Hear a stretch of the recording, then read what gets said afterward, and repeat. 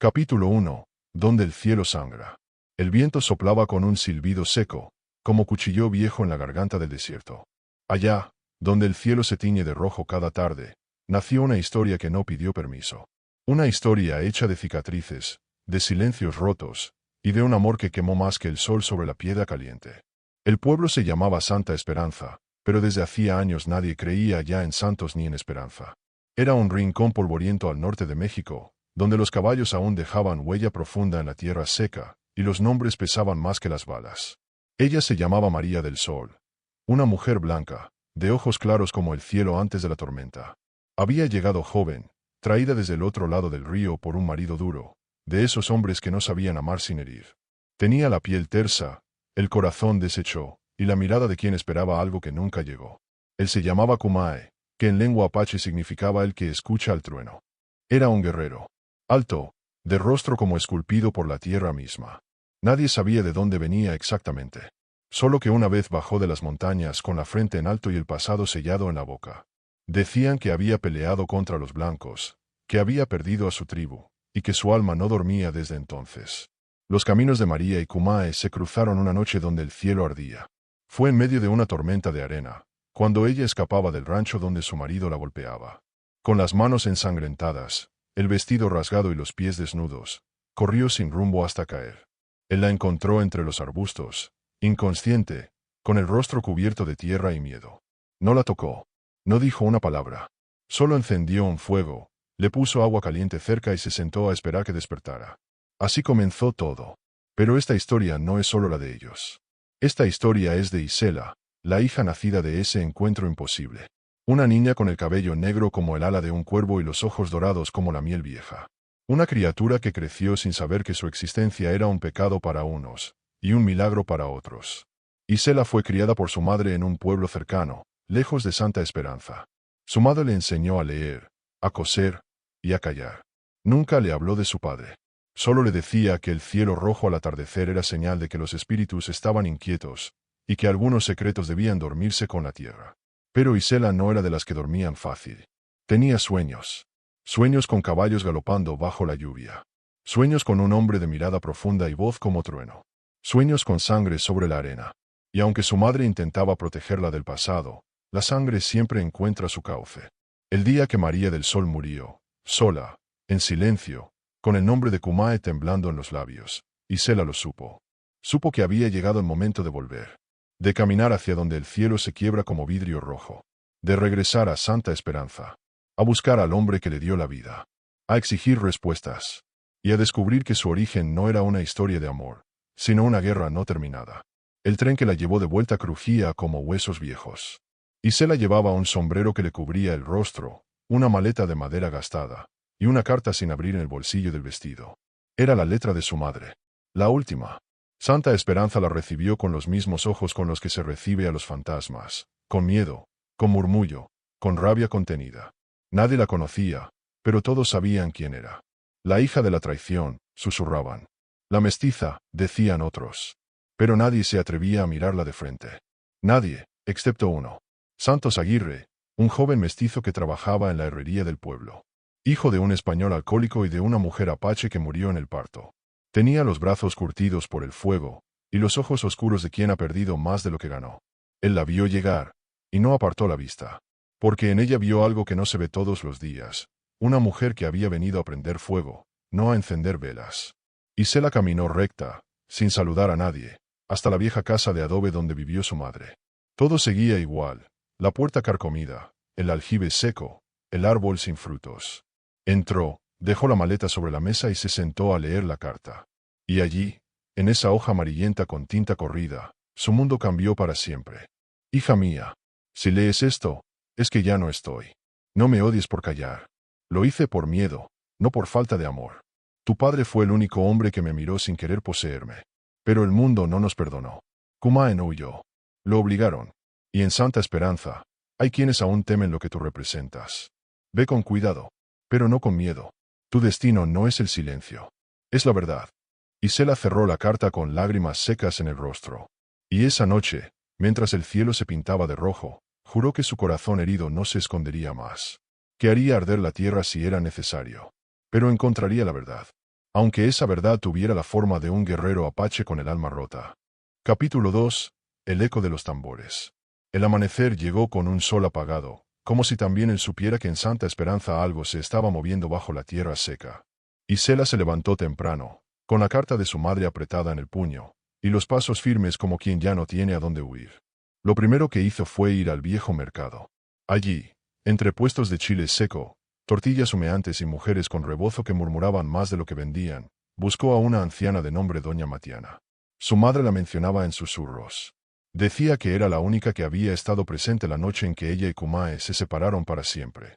La encontró sentada entre ollas de barro, vendiendo hierbas y recuerdos.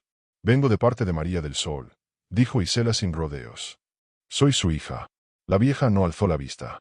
Se limitó a oler un manojo de ruda y a escupir al suelo. «Entonces ya sabes que este pueblo no es para ti», murmuró.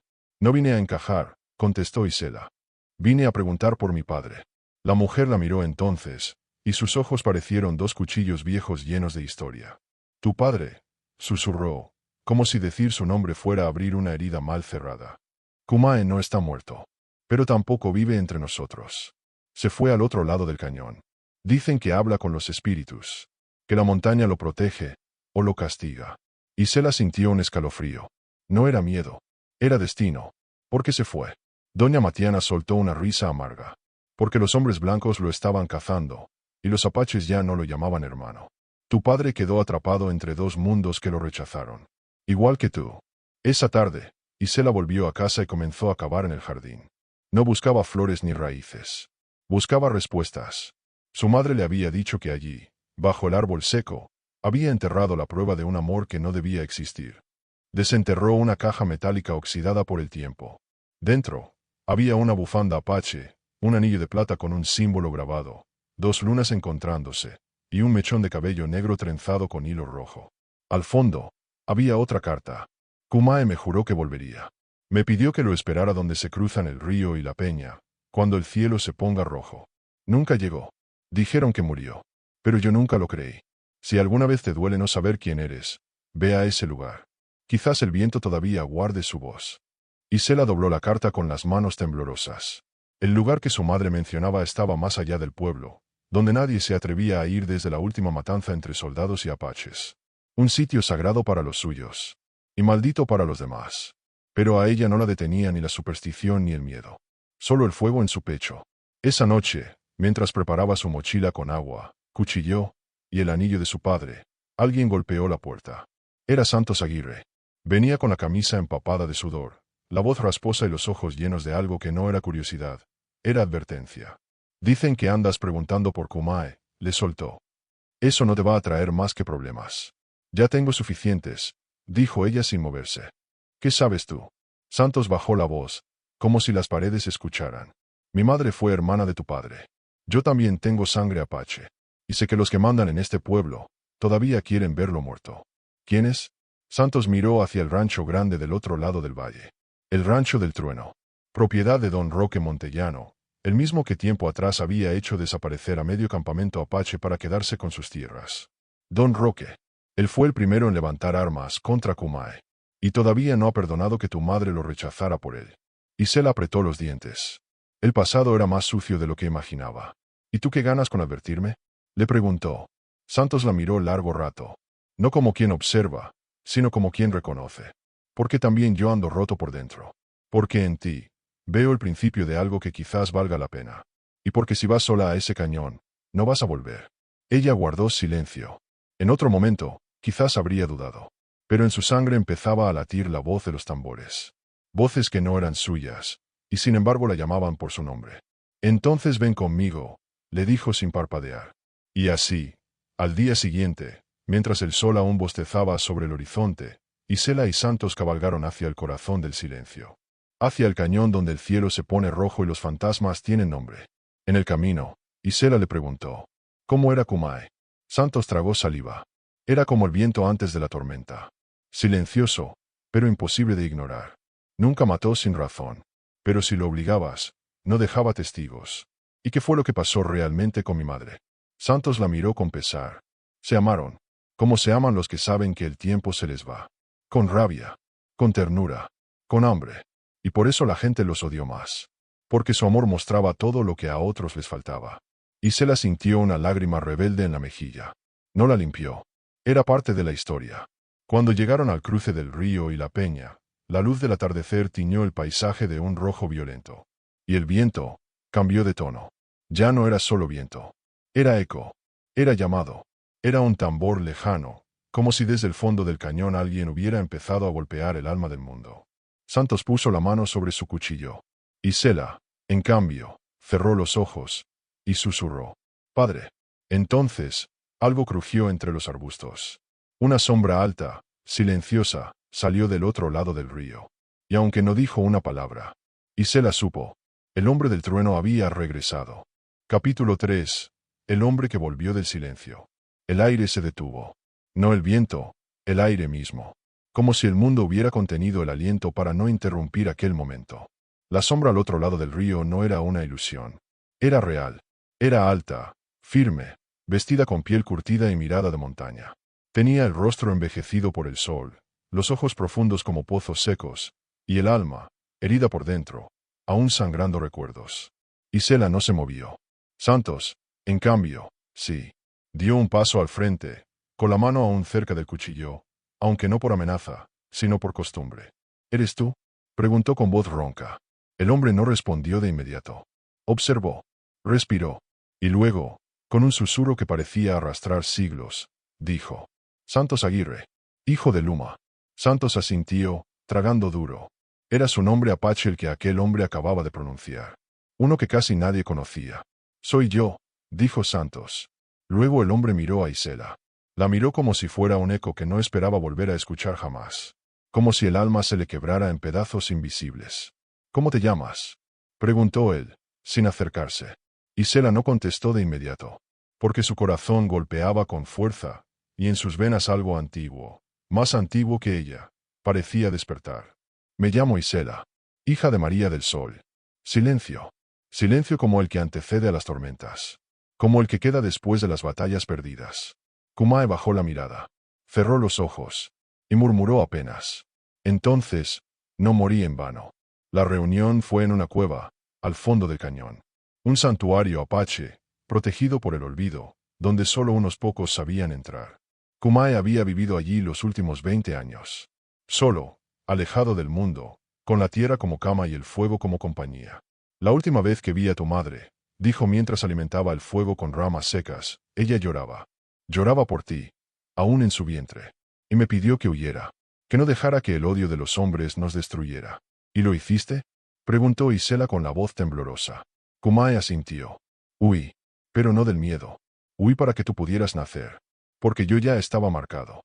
Tenía el rostro en los carteles de los soldados.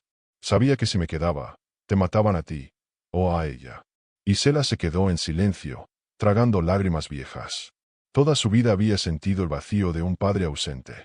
Pero jamás imaginó que ese vacío estuviera lleno de tanto sacrificio. «Mi madre murió sola», dijo finalmente. «Esperando». Kumae apretó los puños. «Yo también.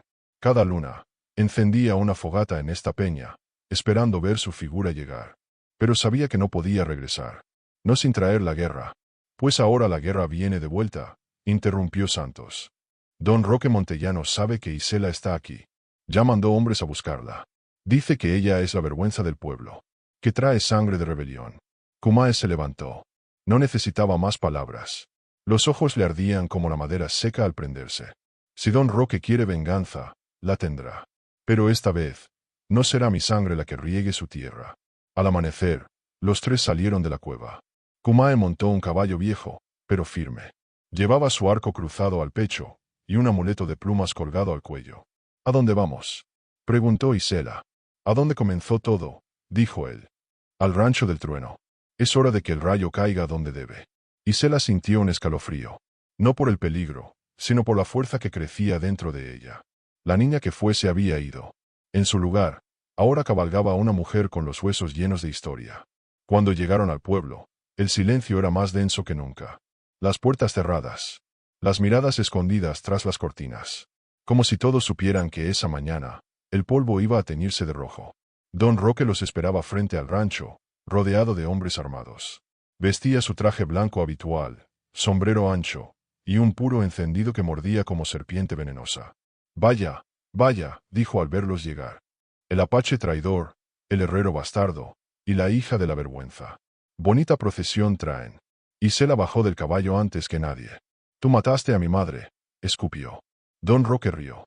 Yo. No, niña. Ella se mató sola, metiéndose con lo que no debía. Y tú, no deberías haber nacido. Kumae bajó entonces. Y lo que se vio en sus ojos no era rabia. Era algo más profundo. Era justicia. Tu apellido ha llenado de sangre esta tierra, dijo. Yo solo fui una respuesta. Don Roque chasqueó los dedos. Los hombres apuntaron. Pero antes de que el primer disparo sonara, una flecha silbó por el aire y se clavó justo a los pies del patrón. Todos se detuvieron. Y de entre los árboles, comenzaron a aparecer otros. Indígenas. Mestizos. Ancianos. Jóvenes. Campesinos. Gente que había sido silenciada durante años. Gente que había perdido familia, tierra, respeto. Y que ahora, al ver a Isela y Kumae frente a Don Roque, había decidido dejar de agachar la cabeza. Esta tierra no es tuya, gritó una mujer. Es nuestra. Don Roque retrocedió. Por primera vez, el poder ya no estaba en su voz, sino en el miedo de sus ojos. La balacera no ocurrió. Porque no hizo falta. Porque a veces, basta con que una hija regrese a buscar a su padre, para que los pueblos se levanten. Ese día, el rancho del trueno cayó. Y con él, el silencio que había durado décadas. Esa noche, mientras el cielo se teñía de rojo una vez más, Isela se sentó junto al fuego, entre su padre y Santos. ¿Y ahora? Preguntó. Kumae le puso el anillo de plata en la mano. Ahora, tú decides qué historia escribes. Porque ya no eres solo hija del pasado. Entonces, ¿qué soy? Santos la miró. Y ella, sin titubear, respondió. Soy el corazón herido, pero también el fuego que no se apaga. Y allá, bajo el cielo rojo, Santa Esperanza volvió a tener algo parecido a la esperanza. Capítulo 4. ¿Dónde arde la sangre? La noticia del regreso de Kumae y la caída del rancho del trueno se esparció más rápido que el fuego en pastizal seco. No habían pasado ni 3 días y ya en los pueblos vecinos se hablaba de la mestiza que regresó del silencio y del indio que no se dejó morir.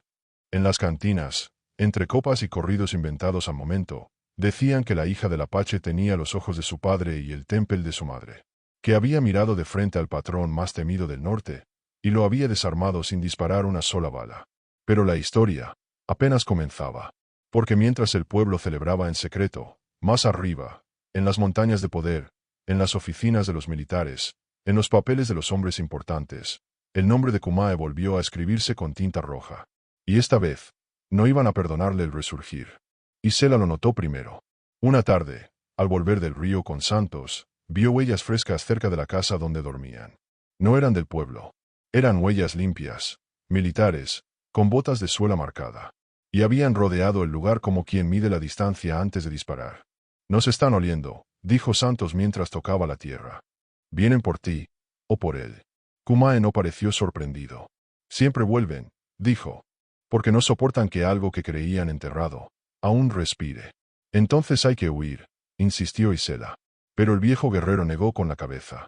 Huir es para quien no tiene raíces. Y yo, enterré las mías aquí, junto a tu madre. Esa noche, Santos hizo guardia mientras Isela y Kumae hablaban frente al fuego. ¿Te arrepientes de haberte ido? Preguntó ella. Kumae miró las llamas con los ojos húmedos. Me arrepiento de no haber sido más fuerte. De no haber llevado a tu madre conmigo. De no haber estado cuando diste tu primer llanto. Pero no me arrepiento de amarla, ni de haber puesto mi semilla en su vientre. Porque gracias a eso, tú existes. Y tú, eres la parte de mí que no pudieron matar. Isela no lloró. Porque algunas verdades no se lloran. Se honran. Quiero pelear, dijo ella de pronto. No solo por ti. Por todos los que nunca tuvieron voz. Kumae la miró. Y asintió. Entonces mañana, te llevaré donde los tambores aún suenan. Al día siguiente, cabalgaron hacia el Cerro de los Tres Cuervos.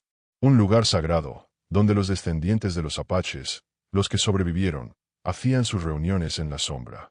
Al llegar, ya los esperaban. Hombres y mujeres de rostro fuerte, de piel tostada por el sol y ojos como carbón encendido. Uno de ellos, un anciano con trenzas blancas, habló. Kumae, hijo del rayo, regresas con sangre nueva. Es mi hija, dijo Kumae. Y quiere luchar. Hubo murmullos. Algunos escépticos. Otros sorprendidos. Nadie indiferente. ¿Y qué sabe de lucha esta muchacha de ciudad? Preguntó uno con tono burlón. Isela dio un paso al frente. No sé disparar, ni seguir rastros. Pero sé lo que es perder a una madre por odio. Sé lo que es crecer con un hueco en el pecho. Y sé que la justicia no se pide. Se toma. Silencio. Luego, uno por uno, los presentes comenzaron a asentir. Durante semanas, se entrenó. Kumae le enseñó a leer el terreno, a moverse como sombra, a escuchar más de lo que hablaba. Santos le enseñó a defenderse con cuchillo, a montar sin silla, a reconocer las mentiras en los ojos de un hombre. Y ella, aprendía, con una rabia que no se tragaba, sino que afilaba cada día. Porque el corazón herido, ya no sangraba. Ahora ardía. Una mañana, Santos regresó del pueblo con malas noticias. Trajeron soldados. Buscan a Kumae. Pero lo peor, es que tienen nombres. Y tu nombre está en esa lista. ¿Mi nombre? ¿Por qué? Preguntó Isela. Porque los mestizos con voz asustan más que 100 apaches con rifles, respondió él. Porque ya no eres una sombra. Eres un símbolo. Kumae miró a su hija. Entonces hay que elegir, dijo.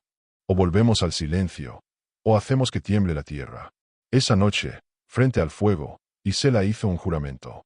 No lo hizo con palabras rimbombantes, ni con lágrimas. Solo se sacó el anillo que su madre había escondido durante tantos años, lo alzó al cielo rojo y dijo: que este fuego me consuma si alguna vez me olvido de lo que vine a hacer. Y todos los que estaban ahí, supieron que la guerra ya había comenzado. No una guerra con balas. Una más profunda. Una guerra por la verdad. Por la memoria. Por los nombres borrados. Por los hijos de dos mundos, que no cabían en ninguno. En los días siguientes, el pueblo despertó de su letargo. Los que antes se escondían, ahora hablaban. Las mujeres que guardaban luto por hermanos caídos, salían al mercado sin bajar la mirada. Los niños jugaban con arcos de palo, imitando a Kumae. Y en el centro de todo, estaba ella. Isela, la hija del cielo rojo. La mestiza con corazón herido, y alma invencible. Capítulo 5. Cuando la tierra ruge. El cielo amaneció gris como presagio. Las nubes no llovían, pero pesaban. Como si el firmamento supiera que esa jornada no traía cosecha, sino pólvora. Isela despertó antes que el sol. Había dormido poco, con los músculos tensos y el alma alerta. En su pecho latía una promesa. No más silencio, no más miedo. Aquella sería la jornada en que Santa Esperanza conocería a la mujer que había nacido del fuego de un amor prohibido y del abandono forzado. En la distancia, se escuchaban cascos. Caballos, muchos. Soldados venidos de la capital del estado, enviados por el general Alberto Cuevas, un hombre sin patria ni corazón, que había hecho del exterminio su carrera y de la obediencia su Dios. Vienen para restablecer el orden, murmuró Santos mientras sacaba su cuchillo y lo ataba al cinto. Pero en su orden, nosotros no existimos. Isela se acercó a Kumae. Él estaba sentado en una roca, tallando una lanza como si tallara su historia.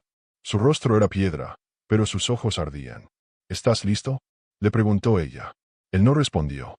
Solo le entregó el colgante que siempre llevaba en el cuello, un círculo de cuero con dos plumas, una blanca y una negra, entrelazadas. Esto era de tu abuela, dijo por fin. Lo usaban las mujeres medicina cuando la tribu necesitaba más corazón que fuerza. Hoy, la batalla será de ambos. Los soldados entraron a Santa Esperanza con soberbia. Con banderas al viento, rifles cargados, y el rostro seco de quien no espera resistencia. Pero al llegar a la plaza central, no encontraron miedo. Encontraron un pueblo de pie. Hombres, mujeres, niños. Algunos armados con rifles viejos, otros con palos, otros con nada más que su presencia. Y al centro, ella, Isela, con vestido oscuro, la trenza larga cayéndole sobre el hombro, y los pies firmes en la tierra que la vio nacer, aunque nunca la quiso. El comandante se adelantó. Tenía voz áspera y rostro pálido. Llevaba un pergamino doblado en la mano. Por orden del gobierno, venimos a arrestar a Kumae, rebelde, asesino y traidor. Y a su hija, instigadora de sedición. Si los entregan, no habrá sangre. Si los protegen, serán parte del delito. Silencio. Pero no de rendición, sino de contención. De rabia. De dignidad. Entonces Isela alzó la voz. ¿Y quién los juzga a ustedes? ¿Quién paga por los niños muertos en las montañas? ¿Quién escribe los nombres de nuestras madres desaparecidas?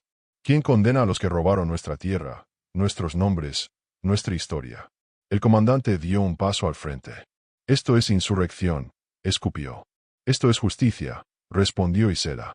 Y aunque muera aquí, ustedes jamás volverán a llamarnos nada. Entonces sonó el primer disparo. Pero no vino del ejército. Vino del campanario, donde un viejo con sombrero polvoriento, uno de los últimos vaqueros leales a Kumae, apuntó y dio en el blanco, un soldado que intentaba cargar su arma a escondidas. Y el infierno se desató. Fue una batalla desigual. Los soldados traían fusiles, munición, estrategia. El pueblo, en cambio, traía historia. Cada piedra que volaba era una memoria. Cada grito, un ancestro. Kumae peleó como en sus mejores años. Silencioso, letal, implacable. Con arco en mano, disparaba como si su brazo fuera rama del mismo trueno.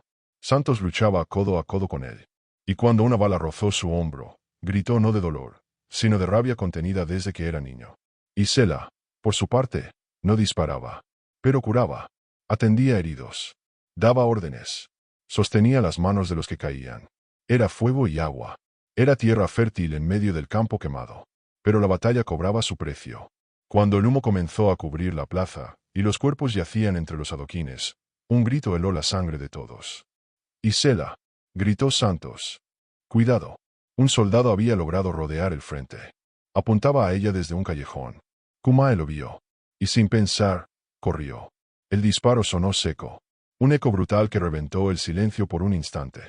Isela cayó de rodillas. Pero no era su sangre. Era la de Kumae. La bala le había dado en el pecho. El viejo guerrero cayó, pero no soltó el arma. Se arrastró con fuerza sobrehumana, y con la última flecha, derribó al tirador. Isela corrió a su lado. Lo sostuvo entre los brazos. Su sangre manchaba su vestido, sus manos, su vida. No, murmuró ella. No ahora. No así. Kumae la miró, y por primera vez, sonrió. Ahora sí, me parezco a tu madre, dijo con voz apagada. Fuerte, incluso en la muerte. No te vayas. No me voy, susurró. Yo soy tierra. Yo soy viento. Mientras tú sigas de pie, yo viviré. Y con un suspiro profundo, se fue. La batalla terminó al anochecer. Los soldados, vencidos no solo por las armas, sino por la convicción, retrocedieron. El gobierno, viendo el escándalo que se avecinaba, retiró sus fuerzas. No querían mártires. No más nombres que se volvieran leyenda. Isela fue quien levantó la bandera. No una de colores oficiales, sino un pañuelo bordado por su madre, con la imagen de dos lunas que se encuentran bajo un cielo rojo. Desde ese día, en el norte de México, las mujeres comenzaron a contar otra historia. Una historia donde el amor prohibido fue semilla de revolución. Donde el silencio fue vencido por la voz de una hija. Donde un corazón herido dejó de sangrar, para empezar a rugir. Capítulo 6. La hija del fuego. El cuerpo de Kumae fue enterrado al pie del gran mezquite, donde alguna vez María del Sol lo esperó al anochecer, con un rebozo al hombro y la esperanza entre los dedos. No hubo sacerdote, ni ceremonia oficial. Solo fuego, canto y silencio. El tipo de despedida que no se dice, se siente. Los hombres cavaron con las manos. Las mujeres trajeron flores secas, ramas de ruda y copal. Y cuando la tumba estuvo cubierta, Isela se arrodilló sobre la tierra aún tibia, puso su mano firme y dijo: aquí no termina nada. Aquí comienza lo que ellos quisieron evitar. Nadie la contradijo. Porque cuando una mujer habla desde las entrañas, hasta el viento se detiene a escuchar. Días después, el pueblo era otro. Las paredes que antes cargaban retratos de hacendados, ahora tenían murales con rostros de mujeres con trenzas y puños en alto. Los niños que antes jugaban al patrón y al peón, ahora jugaban al trueno y el fuego, una historia donde los indios vencían, y la hija del Apache mandaba. Santos organizó patrullas. No para pelear, sino para proteger. Para que nadie más entrara con botas y fusiles sin permiso del pueblo. Las mujeres crearon un círculo de consejo. Ya no se tomaban decisiones sin su voz. Y en el centro de todo, Isela. No quería poder. No quería títulos. Solo verdad. Y memoria. Una tarde, un forastero llegó al pueblo. Venía en burro, con un cuaderno bajo el brazo y un sombrero demasiado limpio como para ser de por aquí. Decía ser escritor, venido del sur, en busca de historias que merecieran ser contadas. Me dijeron que aquí hubo una revuelta, dijo. Que una mujer mestiza enfrentó al gobierno, y venció. Santos lo miró de arriba abajo. Aquí no hubo revuelta. Hubo justicia. ¿Y la mujer? ¿Dónde está? Donde siempre estuvo, respondió Santos.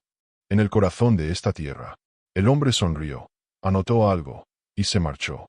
Porque algunas historias no se escriben en tinta, sino en sangre, polvo y legado. Isela, mientras tanto, había subido al cerro donde su padre la llevó por primera vez. Ahí, en lo alto, con el viento golpeando el rostro y el sol bajando en rojo encendido, desató su trenza, cerró los ojos, y habló. Madre, ya no estoy rota. El viento pareció contestarle con un murmullo de hojas. Padre, ya no tengo miedo. Los cuervos volaron en círculos sobre su cabeza, como si sellaran una promesa. Y a ustedes, los que vinieron antes, los que sangraron por caminar esta tierra, los que fueron borrados de las historias, hoy les juro que no van a ser olvidados. Abrió el puño, y dejó volar las cenizas del colgante de cuero que llevaba. La pluma blanca, la negra, se mezclaron en el aire, y volaron juntas hacia el horizonte. Esa noche, mientras el pueblo dormía, Isela escribió su primer carta. No a nadie. A todos. Soy hija del fuego. No del fuego que destruye. Del que transforma.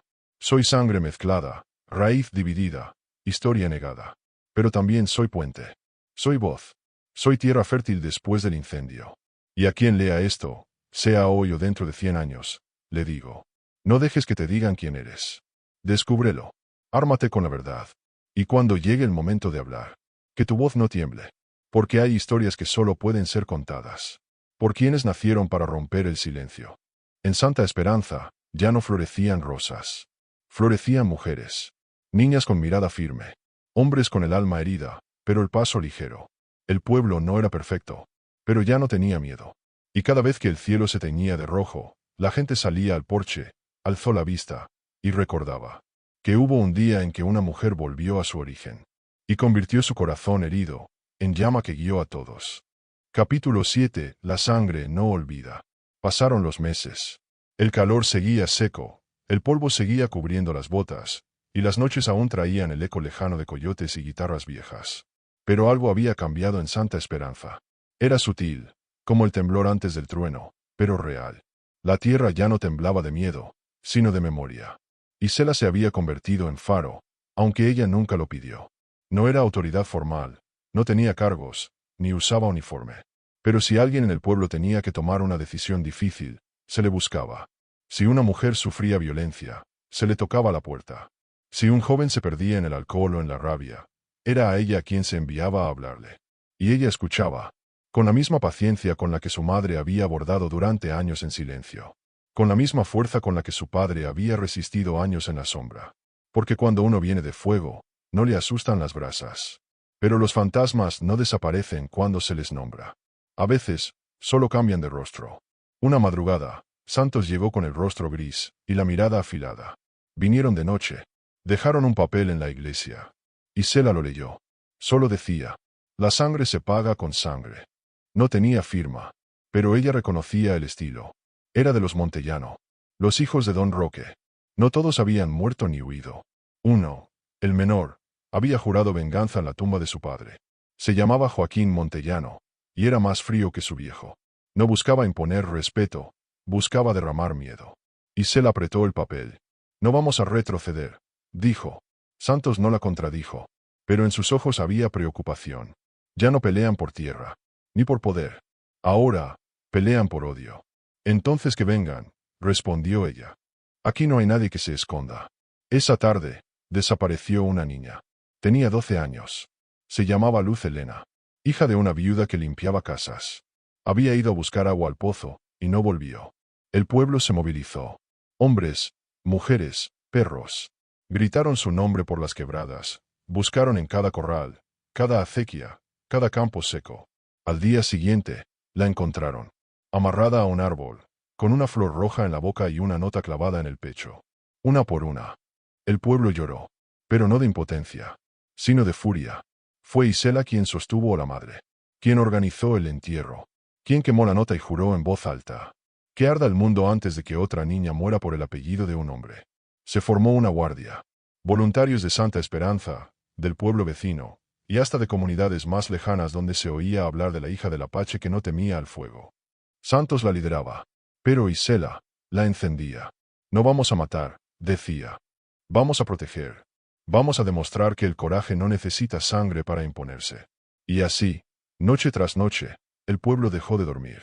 Los caminos fueron custodiados. Las mujeres andaban en grupo. Y cada fogata encendida era una promesa. No se repetirán los silencios de pasado. Una madrugada, Santos atrapó a un joven con una marca grabada en la espalda, un cuchillo en cruz. Símbolo de los Montellano. ¿Dónde están los demás? Le preguntó, apuntándole con su rifle. El joven escupió al suelo. Ni aunque me mates lo diré. Fue Isela quien intervino. Se sentó frente a él, sin armas, sin gritos. ¿Sabes por qué los Montellano perdieron antes? Le preguntó. El joven no respondió. Porque no entienden que cuando se toca a un niño, a una madre, a una sangre inocente, se despierta un ejército. Lo miró fijo. Y el muchacho, por primera vez, dudó. Te voy a dar una oportunidad, dijo ella. Te puedes quedar aquí. Aprender. Ser parte del nuevo pueblo. O puedes irte, y cargar con el peso de lo que hiciste. Esa noche, el joven se quedó. Y al día siguiente, enterró su cuchillo bajo la tierra. Isela se convirtió en leyenda viva. Pero no como esas que se adornan con mentiras, sino como las que duelen, las que arden, las que no se pueden olvidar. Y cuando, una semana después, llegó una carta desde la ciudad capital, ofreciendo reconciliación y una placa en honor a su padre, ella la rompió. No queremos placas, dijo. ¿Entonces qué quieres? Le preguntó un periodista que había llegado de lejos. Ella lo miró, seria. Quiero que las hijas de esta tierra no tengan que nacer con miedo. Quiero que si un día muero, no sea en silencio. Y quiero que nunca más una niña tenga que pagar por el apellido que lleva. El periodista anotó todo. Pero su tinta no pudo capturar el fuego que le ardía en los ojos. El mural que cubría la vieja iglesia fue terminado esa semana. Mostraba a tres figuras. Una mujer blanca de rostro dulce, María del Sol. Un guerrero apache de mirada firme, Kumae. Y entre ambos, una figura de pie, con los brazos abiertos y el corazón expuesto como llama, Isela. Debajo, en letras toscas, pintadas por mano de pueblo, se leía.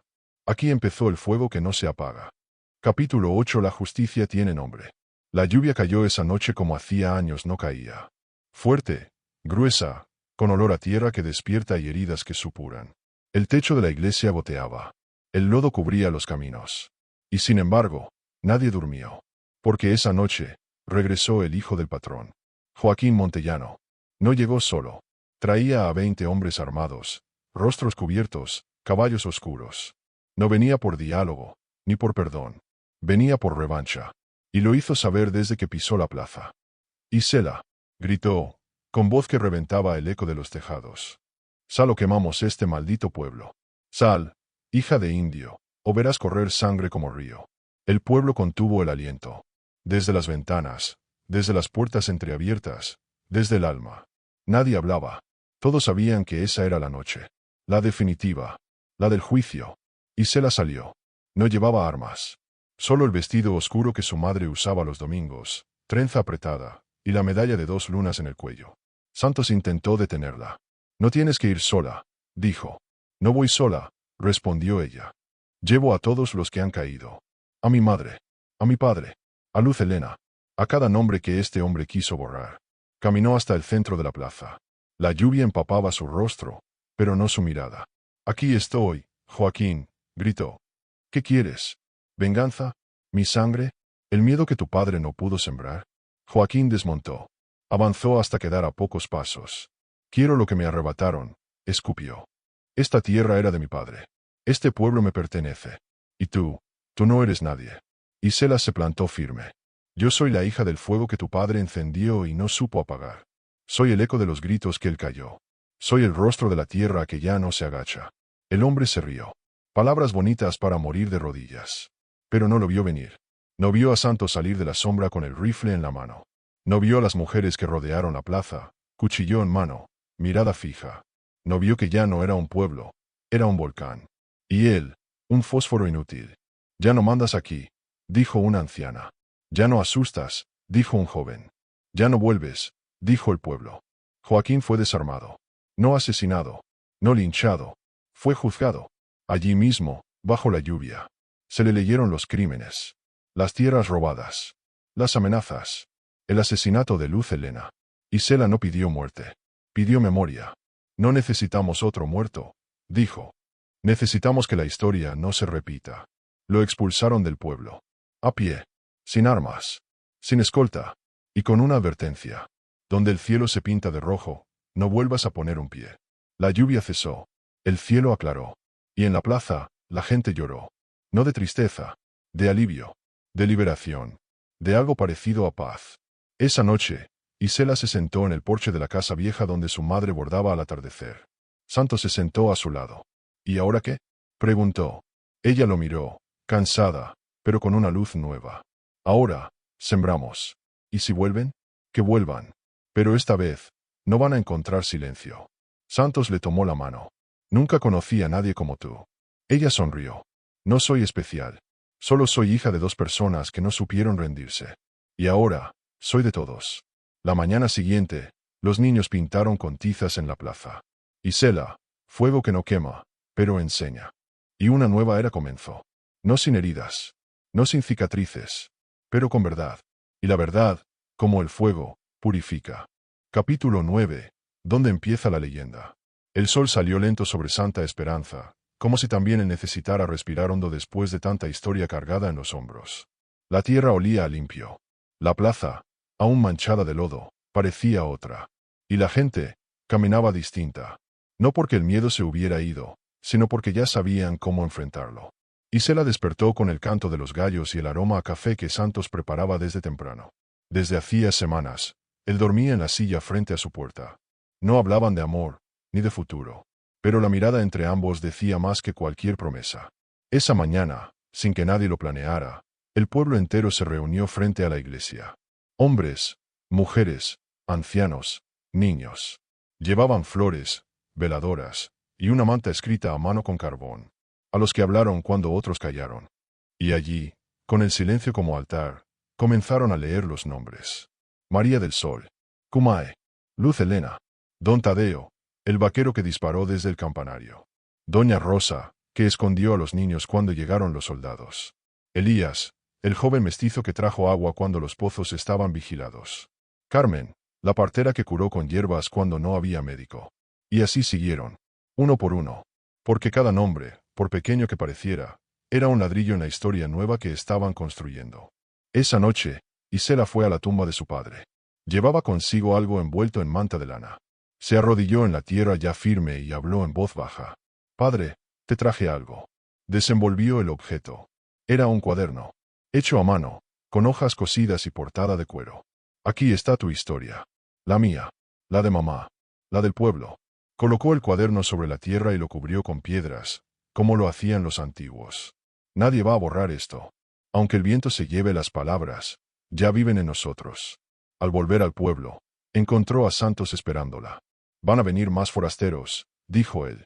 «Periodistas, escritores, quizás hasta políticos. Todos querrán contar lo que pasó aquí». «Que lo hagan», respondió ella. «Pero que no vengan a robar la voz. Que escuchen antes de escribir. ¿Y tú?» «Yo voy a quedarme. Aquí. Donde empezó todo. Donde el río se partió en dos y el fuego no se apagó». Santos la miró largo rato. Luego dijo, con voz pausada: «Te amo, Isela». Ella no respondió de inmediato. Solo lo abrazó. Y en ese abrazo estaba todo. La herida, la sanación, la memoria, y la vida que empezaba a brotar otra vez. Con los meses, Santa Esperanza se convirtió en un símbolo. Las niñas nacidas después del conflicto fueron llamadas María, Isela, Sol, Fuego, Esperanza. Los niños aprendían en la escuela el nombre de Cumae no como criminal, sino como héroe. Y cada año, en el mes donde cayó la lluvia y se alzó la voz, se hacía una ceremonia. No con discursos oficiales. Con fogatas. Con cuentos. Con danzas al ritmo de tambor. Porque no hay mejor manera de mantener viva una historia que contándola. Una y otra vez. Hasta que ya no duela. Hasta que sane. Hasta que el fuego no sea amenaza, sino guía. Años después, una joven viajó desde la ciudad hasta Santa Esperanza. Buscaba historias para su tesis. Decían que allí había nacido una de las mujeres más valientes del norte. Llegó con mochila, libreta y ojos grandes. Isela ya tenía canas. Pero la mirada era la misma. ¿Eres tú?, preguntó la joven. ¿Eres la hija del Apache? Isela sonrió. No, soy la hija del amor que no supieron entender, pero que venció. La joven la miró, con admiración. ¿Me cuentas tu historia? Isela la miró de vuelta, y dijo: No, te contaré la de todas. porque la mía ya no me pertenece. Es del viento, de la tierra, y de quienes aún buscan su nombre entre el polvo. Y esa noche, bajo un cielo rojo como la primera vez, la joven escribió. Conocí a Isela, la mujer que convirtió su corazón herido en fuego, y su fuego en leyenda. En Santa Esperanza, aprendí que no hay historia más poderosa que la de una mujer que decide no callarse. Que la justicia no siempre llega con espada. A veces, llega con una hija, con una palabra, con una verdad que nadie pudo enterrar. Y así, la hija del fuego se convirtió en lo que siempre fue destinada a ser. Memoria viva. Capítulo 10. El legado no se quiebra. El tiempo pasó, como siempre pasa, pero en Santa Esperanza, el tiempo ya no se medía por estaciones, sino por memorias. Cada año, al llegar el mes de las lluvias, los tambores sonaban en la plaza. No por guerra, por recuerdo. Los hijos y nietos de quienes alguna vez temieron hablar, ahora cantaban. Las niñas llevaban plumas en el cabello, no por adorno, sino por linaje. Y los abuelos contaban una historia que empezaba siempre igual. Una vez hubo un fuego, que no se apagó. Isela envejecía como los árboles fuertes, en silencio, firme, arraigada. Ya no caminaba con el mismo paso ligero, pero cada vez que su bastón golpeaba el suelo, el respeto la seguía. Una tarde, la joven que años antes la había entrevistado volvió al pueblo. Ya no era estudiante. Era escritora. Traía bajo el brazo un libro encuadernado en cuero. Lo puso sobre la mesa de la vieja escuela, donde Isela daba clases de historia oral a los más pequeños. Este es tuyo, le dijo. Bueno, de ustedes. Isela acarició la portada. Cielo rojo, corazón herido. El título no era suyo, pero sí lo era cada palabra escrita dentro. Historias de lucha, de mujeres, de tierra, de nombres. Ahora la historia se va a conocer más allá del río, dijo la joven. En ciudades donde nunca supieron que aquí hubo guerra y esperanza. Isela no lloró, pero sí cerró los ojos, como quien escucha algo que ya sabía, pero necesitaba oír en voz ajena. Gracias, susurró. No me las des a mí, respondió la escritora. Dáselas a la niña que fuiste, que no dejó que la mataran en el silencio. Con el tiempo, Santa Esperanza dejó de ser solo un nombre en el mapa. Se volvió referencia. Ejemplo. Santuario. Mujeres de todo el norte viajaban para aprender lo que allí se enseñaba. Cómo sanar, cómo resistir, cómo recordar sin volverse piedra. Hombres rotos llegaban también. Algunos buscando perdón. Otros, solo una segunda oportunidad. Isela lo recibía a todos. Con la misma mirada con la que su madre la había criado. Firme, tierna, sin mentiras. Una mañana, Santos no despertó. Se fue como vivió, sin ruido, sin drama, con la paz de quien supo amar sin cadenas. Isela no habló ese día, pero cuando lo enterraron, le colocó sobre el pecho una flor roja, como la que le habían puesto a Luz Helena, y dijo: Ahora tú también eres parte del fuego. El pueblo entero guardó silencio. Y luego, cantó, porque la tristeza en Santa Esperanza ya no era motivo para callar. Era semilla de memoria. Los últimos años de Isela fueron tranquilos. Sembró maíz. Escribió cartas para niños que no conocía. Bordó pañuelos con lunas gemelas. Y cuando sus fuerzas comenzaron a menguar, llamó a una de sus alumnas más jóvenes, una mestiza de apenas 12 años, y le entregó su anillo. No es oro, le dijo, pero es fuego. Cuídalo. ¿Y qué hago con él? Preguntó la niña. Lo que quieras. Mientras no te olvides de quién eres. Una mañana, no bajó al porche, ni al mercado, ni al campo. La encontraron en su mecedora, con la cabeza inclinada, y un cuaderno abierto sobre el regazo. En la última hoja, escrita con letra temblorosa, decía: Si alguna vez buscan mi tumba, no la hallarán. Porque no estoy bajo la tierra. Estoy en el grito de quien se defiende. En la risa de la que se niega a callar. En la historia que alguien se atreve a contar. Yo soy la hija del fuego. Y el fuego no muere. El día de su despedida, no hubo misa. Hubo danzas. No hubo luto. Hubo rojo en las ropas. Y cada niño del pueblo encendió una vela. No para iluminar su alma, sino para recordar que sigue viva. En ellos. En nosotros. En cada mujer que decide decir su verdad. En cada hombre que elige ser justo. En cada corazón herido, que arde, pero no se rinde. Capítulo 11. Donde el fuego se hereda. El tiempo no pregunta. Solo avanza. Y en Santa Esperanza, con cada amanecer, el fuego de una historia que alguna vez quiso ser borrada seguía escribiéndose, no en libros, sino en vidas. Isela ya no estaba en cuerpo. pero su nombre se pronunciaba con la misma naturalidad con la que se nombra la lluvia, el maíz o la luna llena. Porque en aquel pueblo del norte, donde una vez el miedo mandó, ahora mandaba la memoria. La niña que heredó el anillo se llamaba Lucía del Sol. Nadie sabía si el apellido era real o si fue elegido por destino. Pero ella lo llevaba con orgullo. Tenía el cabello trenzado, las manos firmes y una costumbre poco común. Hacía preguntas que incomodaban a los adultos. ¿Por qué antes las mujeres no podían hablar?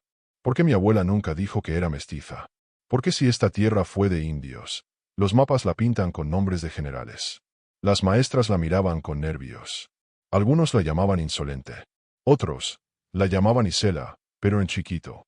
Una tarde, Lucía fue al cerro de Mezquite. Allí donde la vieja historia había comenzado. Se arrodilló frente a la tierra, con el anillo colgado al cuello, y susurró. No quiero ser tú. Quedó en silencio. Luego agregó. Quiero ser yo. Pero con tu fuego. Ese año, el pueblo celebró lo que llamaban la fiesta del cielo rojo. No era oficial. No estaba en calendarios. Pero nadie se atrevía a trabajar ese día. Se honraba la memoria. Se contaban cuentos alrededor del fuego. Y en la plaza, las niñas leían los nombres de las mujeres que habían hecho historia sin que nadie lo supiera. Parteras, cocineras, maestras, rebeldes. Lucía leyó por primera vez frente al pueblo. Su voz era firme. Su acento, mezcla de campo y frontera. Y a la mujer que convirtió su dolor en llama, le decimos, no te apagamos. Te respiramos. El pueblo aplaudió de pie. Y entre la multitud, una anciana con los ojos empañados murmuró. Ahí va otra hija del fuego. En los años que siguieron, Santa Esperanza se volvió refugio. Para mujeres que huían. Para niños sin papeles. Para abuelas olvidadas. No se les preguntaba de dónde venían. Solo se les ofrecía agua, pan y palabra. Lucía creció en ese entorno. Aprendió a leer en voz alta. A escribir con rabia y ternura. A defender con dulzura y firmeza. Y cuando cumplió 18 años, se sentó frente al mismo cuaderno donde Isela había escrito sus últimas palabras, y dejó las suyas. Hoy soy raíz que no niega su tierra. Soy flor que brota del lodo. Soy hija de mujeres que no se doblegaron. Soy nieta de hombres que aprendieron a llorar sin dejar de luchar. No soy llama que destruye. Soy fuego que guía. Y si algún día me buscan, no estaré en tumbas. Estaré donde alguien diga. No me callo. El anillo siguió pasando de mano en mano. De generación en generación. Y nunca fue guardado. Siempre fue llevado al cuello, como se lleva una brújula, un recuerdo, un destino. Dicen que en Santa Esperanza nadie muere del todo. Porque allí, donde el cielo arde cada tarde en rojo encendido, el fuego tiene memoria. Y la memoria se hereda. Capítulo 12. Hijas del silencio, madres del fuego. La tierra estaba quieta. No en calma, en espera. Como si bajo la corteza seca de Santa Esperanza aún palpitara algo. Un eco. Un corazón. Una verdad que no se había terminado de decir. Habían pasado 5 años desde que el último montellano pisó el pueblo con intención de guerra. Desde que la figura de Isela dejó de ser carne, y se volvió semilla. Pero el tiempo, ese que arrasa o cicatriza, también trae nuevas preguntas. Y la más grande había comenzado a brotar entre las niñas que ahora crecían a la sombra del mural con las lunas cruzadas. ¿Y si el fuego se apaga? Preguntó una pequeña una tarde cualquiera, mientras recogía maíz con su madre. Nadie respondió de inmediato. Porque esa pregunta no era simple. Era ancestral. Era el miedo antiguo de toda mujer que ha encendido luz en la oscuridad. ¿Quién la cuidará después? Lucía del Sol ya no era niña. Había crecido con pasos firmes, el cabello cada vez más oscuro, y los ojos encendidos de preguntas. A los 20 años ya no solo portaba el anillo que alguna vez fue de Isela. Ahora también portaba historias ajenas que buscaban voz. Cada mes viajaba a pueblos lejanos. Iba sola, en mula, con un cuaderno de piel y una promesa: escuchar. Y en cada rincón, encontraba lo mismo. Mujeres. Silenciadas. Olvidadas. Invencibles. Una de ellas, Micaela, vivía en una montaña entre nopales y soledad. Le habían matado al marido por defender la tierra. Le habían arrebatado a una hija. Pero aún cocinaba pan. Aún bordaba. Aún cantaba cuando molía el maíz. ¿Cómo aguantas tanto?, le preguntó Lucía. Micaela sonrió. Porque no nací para ser llama. Nací para ser brasa. Y la brasa no se apaga. Lucía anotó la frase en su libreta. Y al pie escribió: otra hija del fuego, sin saberlo. De vuelta en Santa Esperanza, Lucía reunió al círculo de mujeres en la iglesia. No basta con recordar, les dijo. Hay que enseñar. ¿Qué propones? Preguntó una de las mayores. Lucía alzó su cuaderno. Una escuela. No de letras. De historia. De coraje. De verdad. La idea sonó loca. Pero la locura tiene raíces profundas cuando nace del corazón. Y así, nació la Escuela del Cielo Rojo. No tenía pizarras ni pupitres. Tenía fogones, cantos, abuelas, bordados, mapas sin fronteras, cuentos con nombres de mujer. Allí no se aprendía a obedecer. Se aprendía a recordar. La primera generación fue pequeña. 7 niñas y 3 niños. Cada uno cargaba una historia. Una venía de un rancho donde su padre le decía que callar era de señoritas. Otro había crecido sin madre, pero con una tía que hablaba con el viento. Una más. No sabía leer, pero sí cantar las memorias que su abuela le dictaba al oído. Lucía no enseñaba. Guiaba. Les daba un espejo. Y cuando alguno decía, no puedo, ella respondía. ¿Y quién te dijo eso? ¿Tú? ¿O el miedo que te sembraron? Una noche, mientras organizaban los cuadernos, una niña de 9 años, Rafaela, se acercó a Lucía con una pregunta clavada en los labios. ¿Es verdad que tú también fuiste hija del silencio? Lucía se quedó en silencio unos segundos. Luego respondió. Sí. Pero un día, me cansé de ser eco, y empecé a ser voz. ¿Y no tuviste miedo? Lucía acarició la trenza de la pequeña. Tuve miedo todos los días. Pero aprendí a no obedecerle. El eco de la escuela llegó lejos. Primero, a los pueblos vecinos. Luego, a la capital. Y una tarde, llegó una carta con membrete oficial. El gobierno del estado desea reconocer su labor y otorgarle la medalla de ciudadana ilustre. Lucía la leyó en voz alta en la plaza. Y al terminar, dijo, no acepto medallas por contar lo que ustedes han vivido con el cuerpo. Rompió la carta, como lo hizo Isela años atrás. Y el pueblo aplaudió. Porque el fuego no se reconoce con oro. Se honra con palabra viva. Una tarde, mientras caminaba por el sendero que llevaba al mezquite donde descansaba Isela, Lucía encontró algo inusual. Una piedra tallada. Tenía un símbolo, 2 lunas entrelazadas. Y debajo, una frase. Si alguna vez dudas de ti, recuerda esto. El fuego no pregunta si puede arder. Arde. Lucía no sabía quién la había tallado. Pero la acarició con la palma abierta. Y sintió algo dentro. No miedo. Fuerza. La misma fuerza que una vez caminó ese pueblo bajo la lluvia, con los ojos de su madre, la lanza de su padre, y la palabra en llamas. Esa noche, en la escuela, Lucía les pidió a las niñas que escribieran una carta a su yo futura. Una de ellas, de apenas 7 años, escribió. Querida yo, no te olvides de que vienes del fuego. Si algún día te da miedo hablar, piensa en Isela, piensa en Lucía, piensa en mí. Porque las hijas del silencio. Ya aprendimos a gritar. Y así, sin que nadie lo anunciara, el fuego siguió. Ya no en llamas. En voces. En cantos. En niñas que preguntan. Y en pueblos que ya no agachan la cabeza. Porque en Santa Esperanza, donde el cielo aún se tiñe de rojo cada tarde, el fuego ya no se teme. Se hereda. Capítulo 13. Donde las cicatrices florecen. La mañana llegó con neblina. No era común en Santa Esperanza. El pueblo estaba cubierto por un velo suave, como si el cielo bajara por un momento a besar los tejados, a susurrar verdades entre las ramas. Lucía lo sintió en la piel antes de abrir los ojos. Había algo en el aire. Algo distinto. No malo, solo inevitable. Ese día, una mujer mayor llegó desde el sur. Llevaba sombrero de palma, rebozo azul marino, y una cicatriz que le partía la ceja en 2. No dio su nombre. Solo pidió ver la escuela. Lucía la recibió con una taza de café de olla y la misma mirada que había heredado sin saber, la de las que no piden permiso para existir. Vengo a hablar con tus niñas, dijo la mujer. ¿Y qué quiere contarles? Preguntó Lucía, con curiosidad. La mujer sonrió. Que no estoy rota. Solo aprendí a vivir con las piezas sueltas. Las niñas se sentaron en círculo, como siempre. Había velas encendidas, silencio sagrado, y ese respeto que solo las heridas reales saben provocar. La mujer se puso de pie y comenzó a hablar. No gritaba. No lloraba. Contaba. Cuando tenía su edad, me dijeron que debía ser menos. Menos ruidosa. Menos curiosa. Menos brava. Y yo lo intenté, hasta que un día me quebré. Y en ese quiebre, encontré algo que nadie me enseñó. La verdad no necesita permiso. Las niñas la miraban sin parpadear. ¿Y cómo se vuelve a juntar una después de romperse? Preguntó Rafaela, con su voz de trino. La mujer bajó la mirada. Luego respondió.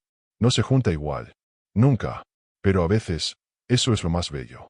Porque la grieta se convierte en camino. Porque la cicatriz florece. Esa tarde, la mujer escribió su nombre en el cuaderno de testimonios de la escuela. Me llamo Jacinta. Y durante 30 años creí que no valía la pena contar mi historia. Hasta que llegué a este lugar. Aquí entendí que no nací para cargar vergüenza. Nací para liberar a otras. Y aunque mis manos tiemblen, mi voz ya no se calla. Lucía cerró el cuaderno.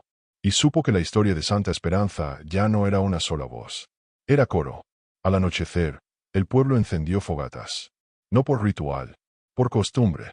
La gente se reunía, contaba anécdotas, lloraban en compañía. Y luego, reían. Ese ciclo nuevo, nacido del dolor antiguo, era ahora vida cotidiana. Lucía, sentada junto al fuego, recibió una carta de un pueblo lejano. Era de una niña de 13 años, firmada con letra torpe y corazón encendido. Me llamo Reina. Mi abuela me habló de ti. Aquí, nos enseñan a quedarnos calladas. Pero yo no quiero. Quiero gritar. Quiero ser fuego. ¿Cómo empiezo? Lucía escribió la respuesta con tinta roja, sobre un papel áspero.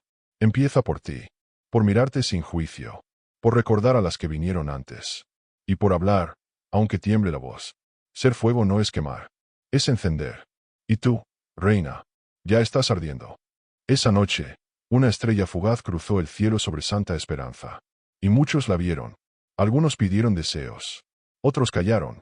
Pero Lucía, solo cerró los ojos y dijo para sí. Gracias, Isela. Gracias por no apagar tu llama. Hoy, ya no estoy sola. Porque ahora, en cada rincón donde una mujer decide contar su historia. En cada niña que dice no sin miedo. En cada madre que se atreve a romper cadenas. Ahí está Santa Esperanza. Y ahí está el fuego. No como promesa, como legado. Capítulo 14. El viento de las voces libres. El alba se deslizó por los callejones con un susurro de promesas y hojas secas. Santa Esperanza despertó con el canto de las aves y el aroma de tortillas recién hechas. Ya no había prisa. La gente se movía con la certeza de quien vive en un lugar donde el pasado y el presente dialogan sin rencor. Lucía salió al porche de la vieja escuela antes del desayuno. Su mirada, tan serena como el agua que brota tras la tormenta, recorrió el horizonte. Lomas suaves, nopales erguidos como centinelas. Más allá, la cresta de la sierra donde mora el espíritu de Kumae. Aquella mañana, las niñas llegaron con un canto nuevo. ¿Qué habían aprendido? ¿Qué descubrimiento las iluminaba los ojos? Lucía las invitó a sentarse en círculo, junto al fogón donde chisporroteaba el café de olla. Hoy vamos a invitar al viento, anunció. A escuchar lo que trae. Las niñas alzaron la mirada sorprendidas. No era un día de visita, ni de lección de historia. Era un día de escucha. En Santa Esperanza habían aprendido que las voces más pequeñas a veces traen los mensajes más grandes. Una a una, sostuvieron una pluma blanca que les pasaron, símbolo de la paz ganada, herencia de las dos lunas, y salieron al patio. El viento se coló entre sus trenzas y susurro tras susurro obró el milagro. Cada niña comenzó a recitar un verso improvisado, un deseo, una verdad. Quiero que mi abuela no sufra más. Que nadie me diga que mis sueños son locura. Que el silencio no sea cárcel. Las palabras flotaron en el aire, se enredaron con el olor a tierra mojada, y crecieron como semillas de fuego. Nombraron ausencia, nombraron rabia, nombraron esperanza. Y entonces Lucía abrió los brazos, como quien bendice una cosecha. Ese es el viento de las voces libres, dijo. Llévenlo en el pecho, que penetre hasta los huesos. Porque hoy sabemos, no somos dueñas de la tormenta, pero sí de elegir si nos moja o nos empuja. Más tarde, un mensajero sorprendió al pueblo con un pergamino lacrado. Venía del Estado, pero no con órdenes militares, ni con anales oficiales. Venía con un pedido de colaboración para un mapa cultural. Querían que Santa Esperanza se uniera al camino de la memoria viva, una ruta por todos los sitios donde las mujeres tejieron resistencias. Lucía leyó el documento y sonrió. No necesitamos formar parte de mapas que no hicimos, pero sí de caminos que abrimos con nuestras palabras. Escribió su respuesta en tinta morada, símbolo de dignidad. Estamos dispuestas a compartir nuestra historia, pero no en museos pulcros ni vitrinas. En fogatas, en escuelas, en cada abrazo que rompe el miedo.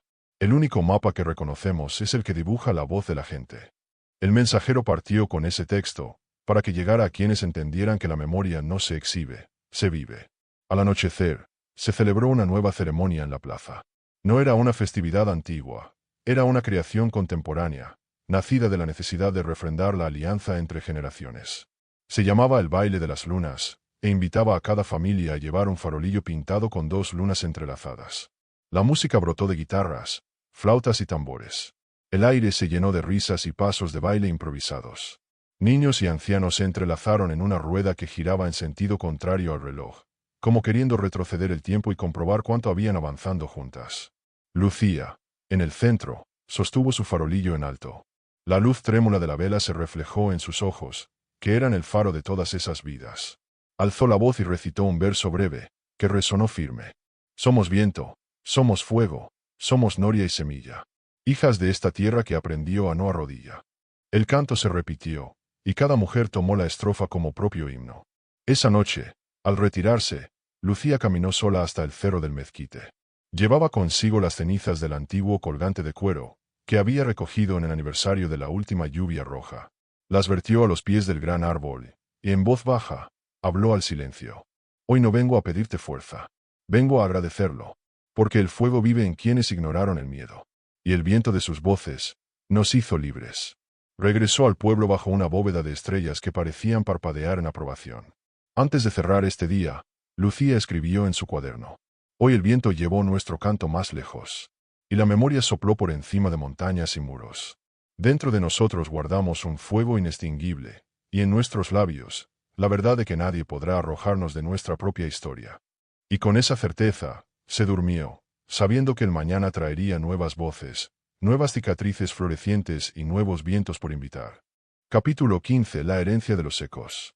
La mañana se alzó con un silencio profundo en santa esperanza, ese tipo de silencio que no es vacío, sino promesa. El pueblo entero despertó al mismo tiempo, como un latido colectivo, y las primeras luces delinearon los contornos de los muros pintados, las ventanas con cortinas de colores y los cactus erguidos junto a las puertas. Lucía del Sol salió a caminar por la calle principal, descalza sobre el empedrado aún fresco del rocío. Cada paso resonaba como un tambor antiguo, recordándole que aquel lugar era más que casas, era memoria viva. Al pasar frente al mural de las lunas entrelazadas, notó algo distinto. Una grieta nueva había surcado la pintura, justo donde antes latía el rostro de Isela. No era un daño, era un relieve, como si la tierra, al expandirse de orgullo, hubiera levantado el trazo para hacerlo tridimensional. Lucía alzó la mano para tocarlo. Sintió rugosidad, pero también calor, como si la imagen aún respirara. Siguió caminando hasta llegar al viejo molino de viento en el extremo del pueblo. Allí se reunían los ancianos cada tarde para contar historias que nadie había escrito en libros. Esa mañana, sin aviso, todos estaban allí: doña Matiana, la última vendedora de hierbas; Carmen, ahora ciega, que había sido partera; don Tadeo, con el sombrero ladeado; y hasta Santos, elevado ya a mito desde hacía años. Había sillas dispuestas en círculo, y en el centro, sobre un paño bordado, descansaba una caja de madera. Lucía se acercó recelosa, con la respiración suspendida. Al llegar, una anciana se levantó y le tendió la caja. «Es para ti», dijo Matiana, con voz áspera que se suavizaba. «La herencia de los secos». Dentro había objetos cargados de historia: un puñado de cenizas del árbol mezquite donde se enterró el cuaderno de Isela, el mechón de pelo trenzado con hilo rojo que su madre había guardado, una losa de piedra pequeña, con el símbolo de las dos lunas grabado. Por último, la pluma de águila que proclamaba libertad. «Todo esto fue usanza de tus antepasados», continuó Matiana, «para que supieras quién eres cuando regreses a los confines del miedo». Lucía tomó cada pieza entre los dedos. Las cenizas flotaron al aire, como si por sí solas quisieran fundirse de nuevo con la tierra. El mechón de pelo parecía latir con una fuerza sorda, y la piedra minúscula dengueaba en la palma como un corazón diminuto. La pluma, al tocarla, vibró con un suave zumbido. «¿Por qué ahora?», preguntó Lucía, sin apartar la vista de los objetos. «Porque el fuego nunca se apaga», respondió Santos, sentándose a su lado. «Y porque llega el momento en que los ecos dejan de ser eco, y se convierten en canto». Aquel día, los tambores no sonaron. El viento tampoco. Solo el sonido de pasos apresurados y el roce de polizones al ajustar flautas o guitarras. Lucía comprendió que se preparaba algo grande y se dirigió al fogón comunitario junto a la escuela. Allí encontró a las niñas y los niños que aprendían a narrar sus propias historias. Se hallaban dispersos en pequeños grupos, discutiendo con entusiasmo. «Mañana es la fiesta de los ecos», le explicó Rafaela, con ojos de chispas. Queremos que todos cuenten algo de sus antepasados que nadie conoce. Lucía asintió. Recordó cómo cada generación había llevado la antorcha un poco más allá, hasta convertir la memoria en tradición. Pero aquella fiesta prometía ser distinta. Esperaban invitados de pueblos lejanos, incluso de la ciudad. Querían que Santa Esperanza se convirtiera no solo en destino, sino en origen de un movimiento de narración oral. Esa tarde, bajo la sombra del mezquite, Lucía reunió al círculo de mujeres y hombres que custodiaban la historia. Necesitamos un mensaje común, dijo. Algo que enlace cada relato individual en una sola canción. Porque los ecos que vuelven necesitan armonía para ser escuchados. Se hizo silencio. Luego, Carmen alzó la voz. La herencia es lo que no puedes ver, pero siempre llevas, dijo. Como el aliento de un padre ausente, como la lágrima de una madre que nunca te conoció. Lucía tomó esa frase y la repitió en voz alta. Luego la guardó en su libreta. Y los demás propusieron versos, estrofas, melodías que se tejían una con otra. El día amaneció claro, sin nubes, con un sol dorado que acariciaba los trigales más allá del pueblo. En la plaza, se dispusieron alfombras de istle, bancos de madera y antorchas a lo largo de los muros. La gente llegó vestida con sus mejores huipiles, sarapes y sombreros bordados. Había música en el aire antes de que comenzara, un murmullo de emoción y orgullo. El primer orador fue un niño, hijo de una de las familias recién llegadas en tiempos de reconstrucción. Tenía 15 años, mirada nerviosa y la pluma de águila asomando en el bolsillo del pecho. Yo no sabía que mi abuela fue una de las que escondió a los niños de la balacera, dijo, con voz tímida. Pero cuando supe, entendí que llevamos valor en la sangre. El pueblo estalló en aplausos. Aquel niño había nombrado lo que todos sentían. Las historias propias eran las que nos hacían fuertes. Luego, una joven mestiza, de piel café y ojos hambrientos de saber, recitó un poema sobre la madera que arde, la ceniza que fertiliza y el brote que nace después del fuego. Más tarde, doña Rosa, con más de 80 años, dobló el cuerpo para tomar el micrófono. Yo nací cuando Santa Esperanza apenas era rumor, comenzó. Fui partera, tejedora, maestra improvisada, y vi cómo la gente callaba para sobrevivir. Hoy quiebro el silencio con cada palabra. Al terminar, el viento atravesó la plaza y levantó una nube de polvo dorado, como si aplaudiera. Lucía subió entonces al estrado improvisado bajo el arco de piedra que marcaba la entrada al pueblo. Sostuvo la pluma de águila, la ceniza, la piedra lunar y el mechón trenzado. Cada objeto representaba un verso de la historia, el valor, la herida, la unión, el linaje. Hoy celebramos la fiesta de los ecos, dijo, con voz firme. Porque aprendimos que las cicatrices florecen cuando las nombramos. Que la herencia no se guarda en cofres sellados, sino en la voz de quienes la llevan. Que somos hijas del fuego y portadoras del viento. El sol se reflejó en la piedra lunar que sostenía, proyectando manchas de luz sobre los rostros reunidos. Y las trompetas rompieron en un acorde festivo que envolvió la plaza. Cuando bajó del estrado, varios niños se le acercaron para tocar la piedra, o la pluma. Rafaela puso la mano en la ceniza. Otro pequeño tocó el mechón trenzado, y murmuró. ¿Puedo guardar esto? Lucía sonrió. No, deben dejarlo aquí. La fiesta de los ecos no es para llevarse recuerdos. Es para dejarlos. Y volver otro día a recogerlos. Los niños soltaron risas sorprendidas. Comprendieron que la historia era de todos y de nadie. Que no se trataba de atesorar, sino de compartir. Al caer la tarde, después de las últimas comidas compartidas en fogones y de los bailes al ritmo de guitarra y violín, el pueblo se reunió nuevamente en círculo. Esta vez, con velas encendidas. Cada familia encendió una de esas velas, colocándola en el suelo frente a ellos. Lucía inició el canto que habían compuesto juntos. Somos ceniza de historias. Semillas de memorias. El eco que no se calla. La herencia que nos hermana. Las voces se unieron como un coro suave, creciendo en intensidad hasta borrar el límite entre narrador y público. El canto se detuvo cuando llegaron al verso final, y la plaza quedó sumida en un silencio radiante, habitado por la luz parpadeante. De pronto, un murmullo de pasos irrumpió. Lucía giró la cabeza y vio a Jacinta, la mujer de la cicatriz, en lo alto de la muralla. Tenía un pergamino en la mano, amarrado con una cinta roja. Traigo noticias del norte, anunció. En el Valle del Silencio, donde el viento lleva las voces perdidas, han inaugurado su propia fiesta de los ecos. Inspirados por ustedes. El pueblo estalló en vítores. Era la prueba de que la semilla había germinado. Que Santa Esperanza ya no era un oasis solitario, sino el corazón de una red viva. Jacinta acercó el pergamino a Lucía. Es su invitación, dijo.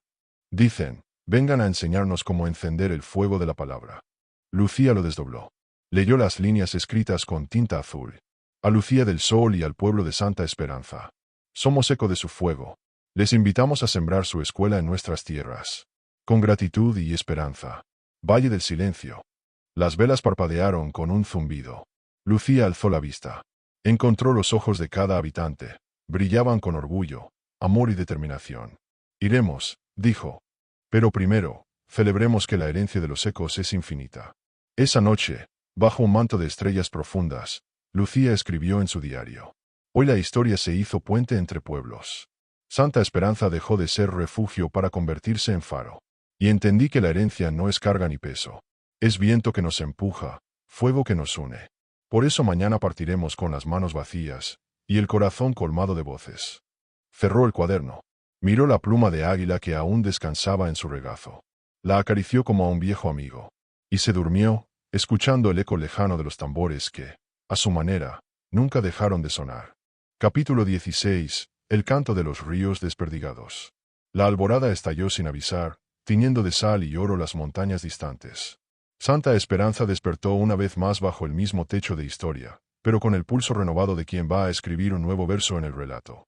Lucía del Sol se asomó a la ventana de su habitación, ahora convertida en estudio improvisado, y contempló el valle extenso, senderos de polvo, nopales dispersos, la silueta orgullosa del mezquite centenario. Respiró hondo, con la certeza de que aquel día no sería un día cualquiera. Había llegado la hora de partir. La caravana se preparaba junto al molino de viento, carretas blancas pintadas con lunas entrelazadas, mulas pacientes y un grupo de mujeres, hombres y niños que cargarían la escuela del cielo rojo y el eco de su voz hacia el valle del silencio. Cada familia traía una ofrenda, semillas de maíz, frascos de miel, cántaros de agua fresca. La idea no era saquear al pueblo, sino llevar consigo la esencia misma, el fuego viviente, la memoria en forma de relato. Bajo el antiguo arco de piedra, Lucía reunió a todos. Llevaba un bastón tallado con inscripciones de memoria, regalo de doña Matiana. Sus ojos recorrieron los rostros escuchantes, rostros curtidos por el sol, corazones templados en el luto y la esperanza. Frente a ellos, al pie del arco, un improvisado estrado de tabla sostenía 4 objetos sagrados. La pluma de águila, símbolo de libertad y alcance. La piedra lunar, emblema de la cicatriz convertida en camino. El mechón trenzado con hilo rojo, herencia del linaje mestizo. La ceniza del mezquite, testigo del fuego que purifica y fecunda. Lucía alzó la voz, clara como trino al amanecer. Hijos del viento y del fuego, hoy emprendemos un viaje que no busca tierras nuevas, sino despertar voces dormidas. Vamos al Valle del Silencio no para enseñarles lo que ya saben, sino para recordarles que en cada grieta crece la flor de la palabra. Este cántaro de agua, dijo, señalando un gran cántaro adornado con pinturas de luna, llevará lo más valioso, nuestro relato. Porque donde quiebre el cauce, podemos convertir la sed en canto. Se dio la señal. Un repique de tambores suaves. Luma, la guardiana de los ritmos ancestrales, lo marcó con la piel de cabra extendida sobre un cajón, y la caravana echó a andar. La gente dejó atrás puertas y dinteles, cada uno llevando su quimera de memoria en alforjas, morrales, mochilas de yute. El camino marcaba el sur. Primero, senderos de polvo rojizo donde el sol reventaba las pieles. Luego, trillos flanqueados por arbustos de guayacán, con flores amarillas que temblaban al compás del viento. Al mediodía, bajo un mezquite joven, hicieron alto. Se abrieron rollos de lona, se encendieron fogones de leña menuda y se ofrecieron tamales de ceniza y miel. Era la comida de despedida, un último banquete en Santa Esperanza antes de dejar atrás los viejos surcos. Mientras comían, Lucía se acercó a los niños que jugaban con ramitas. Uno de ellos, nieto de Santos, sostenía una pluma blanca, intentando imitar los pasos de Jacinta. Lucía se arrodilló y le susurró. No juegues con la pluma. Guárdala, es testigo de nuestra voz. Cuando quieras llamar al viento, sosténla y di tu nombre sin miedo. El niño asintió solemne. En su gesto se adivinaba la semilla que germinaría años después, cuando el legado de Santa Esperanza se convirtiera en red de escuelas orales. La caravana siguió avanzando. Por la tarde llegaron al cañón del Murmullo, un paso angosto donde las rocas parecían inclinarse para escuchar. Allí, Luma detuvo la marcha y pidió silencio. Extendió la pluma de águila ante la garganta del cañón. Viento de las voces olvidadas, Recíbeme, cantó. Llévate mi canto hasta el confín del olvido, para que vuelva multiplicado. Ese canto se alzó, resonó y regresó como eco, un murmullo antiguo que pareció decir: aquí estamos, seguimos hablando. La gente guardó silencio sagrado. Supo que el cañón confirmaba el propósito, no iban a un lugar hostil, sino a un espacio dispuesto a devolverles la palabra. Al caer la tarde, acamparon junto a un arroyo de aguas claras. Se encendieron hogueras y los mayores comenzaron a narrar antiguas leyendas. La de la mujer que tejió un poncho con sangre y lágrima. La del vaquero que curó a su enemigo antes de disparar. La de la niña que desafiaba a los Montellano con un verso. Cada relato evocaba una parte de la gran sinfonía de resistencia. Lucía, junto a Matiana, recogía los fragmentos en un cuaderno de hojas de amate. Ese cuaderno, dijo en voz baja, sería el libro de los ecos, que viajaría de pueblo en pueblo. Los niños dormían abrazados a sus mantas bordadas.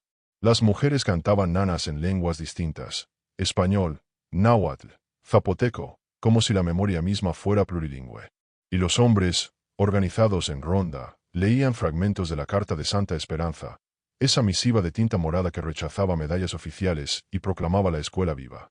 Al alba del tercer día, alcanzaron la planicie del Valle del Silencio. Era un lugar vasto, salpicado de cardones y zacate. Al centro, una laguna circular que parecía espejo. En la orilla, hombres y mujeres de paso cansado levantaban tiendas de lona y preparaban leña. Iban llegando de otros pueblos, viajeros con libros de historias, poetas con guitarras finas, curanderas con frascos de hierbas. En sus miradas había expectación. Aquel primer encuentro entre memoria nómada y memoria local. Lucía descendió de la carreta. Su bastón marcó el suelo y el mundo pareció asentir. Caminó hacia el grupo de recibimiento. El cacique del valle, un hombre de rostro curtido y ojos profundos. La curandera mayor, con rebozo de tul y mirada de ave nocturna. Un grupo de niñas y niños curiosos. Todos formaban un semicírculo silencioso. Con voz clara dijo: venimos a compartir nuestra herencia. A sembrar la escuela que aprendió a hablar sin libros. Porque las palabras nacen del cuerpo, del silencio, de la cicatriz. Aquí está lo que somos: pluma de águila para alzar la voz, ceniza del mezquite para nutrir la tierra, piedra lunar para recordarnos la belleza de la cicatriz, mechón trenzado para retener el hilo de la historia. Dejó los 4 objetos en un pedestal de piedra que había preparado el cacique. Luego continuó: no traemos autoridad. Solo canto. No buscamos imponer lecciones, sino convocar preguntas. Porque la voz de las hijas del fuego no se apaga, se multiplica. La respuesta fue un aplauso suave, casi ritual. El cacique tomó la palabra. Aquí, donde el viento guarda los cuarzos, creemos en el canto compartido. Les recibimos con gratitud. Levantemos juntos el templo de los ecos, un espacio sin muros donde las historias vivan. Se deshicieron las carretas y se comenzó a construir con ramas, lianas y tejido de palma. Cada visitante aportó un arco de madera, un lienzo, un instrumento musical. En pocas horas, se alzó una estructura hipnotizante, un círculo de pilares de madera, cubierto por un dosel de mimbre y flores secas. En el suelo, un mosaico de piedras pintadas representaba la luna creciente y la luna llena, unidas por un sendero de sal. Ese templo improvisado devendría en lugar de encuentro permanente. Allí, la Escuela del Cielo Rojo celebraría talleres, danzas, lecturas colectivas y ceremonias de paso para nuevas generaciones. La tarde entera se consagró a la fiesta de los ríos desperdigados, llamada así por las corrientes de historias que llegaban de distintos confines. Cada grupo tenía un espacio. En la rueda del murmullo, se narraban relatos en voz baja, permitiendo que la escucha fuera un acto sagrado. En la estación del canto, los cantantes compartían corridos, baladas y poemas. En el altar de la palabra, se leía en voz alta fragmentos del libro de los ecos. En la cuenca de la memoria, niños y ancianos vertían agua en una fuente central, recordando a quienes murieron por contar la verdad. Lucía recorrió cada estación, recogiendo sonrisas, ojos brillantes, manos tendidas. Saludó a Jacinta, quien relataba su propia cicatriz, testimonio de violencia doméstica transformada en vínculo comunitario. A Micaela, que enseñaba a las madres cómo bordar poemas en mantas. Al niño que hablaba de su abuela partera. Cuando la noche cayó, se encendieron lámparas de aceite y se improvisó un ritual final. Los asistentes tomaron una vela y la llevaron lenta y ceremoniosa al centro del templo de los ecos. Allí, Lucía, sosteniendo la pluma de águila en alto, rezó en voz baja. Por todas las voces que temieron hablar, por todas las bocas que encontraron silencio, por todas las manos que sostienen la memoria, que el eco de hoy sea alumbre para mañana. Las velas iluminaban rostros emocionados. El viento, benévolo, entonó un suspiro que se confundió con el repique de tambores. Y en ese instante, Santa Esperanza y el Valle del Silencio se fundieron en un solo latido. El canto de los ríos desperdigados que terminan convergiendo en un océano de palabra compartida. Al despuntar una nueva madrugada, la caravana se preparó para el viaje de regreso.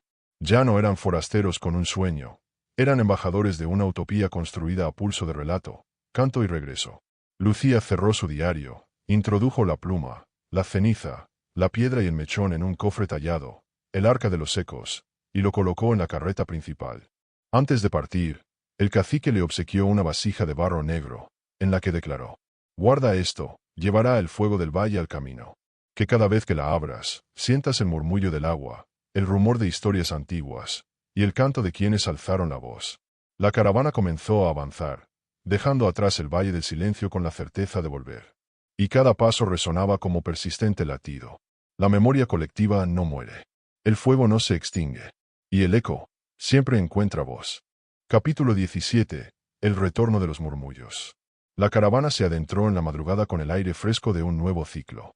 Las mulas avanzaban erguidas, cargadas de sueños y cantos, mientras el arca de los ecos descansaba sobre la carreta principal, custodiada por Lucía del Sol y Jacinta.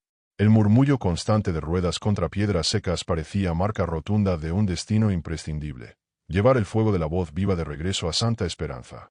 Tras 3 días de viaje, el espejismo polvoriento de la escuela ambulante se reavivaba en el horizonte. Las familias se aproximaron con emoción creciente. Los niños señalaron cada curva del camino. Las mujeres compartieron recuerdos del viaje, y los hombres afinaban sus instrumentos para el recibimiento. El regreso no era retorno a casa, era reintegro de un legado que crecía en cada boca abierta a narrar. Al llegar, la plaza principal se transformó en un lienzo de bienvenida.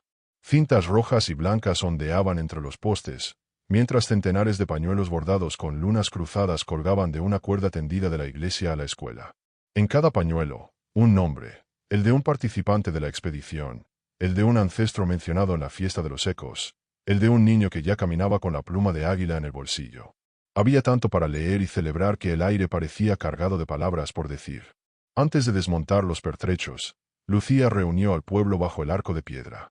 El sol acariciaba sus cabellos cenicienta, y su bastón de inscripciones centelleaba con la luz matinal. «Hermanas, hermanos», comenzó, «hemos cruzado montañas y valles, pero la distancia no habría borrado el trabajo que iniciamos aquí. Volvemos con más voces. Voces del Valle del Silencio, de los cañones del murmullo, de cada sitio donde alguien decidió nombrar su herida para que germinase memoria. Este regreso es nuevo comienzo. No cerremos las puertas de la escuela ni apaguemos las hogueras del canto». Las palabras fueron testigo de un latido colectivo.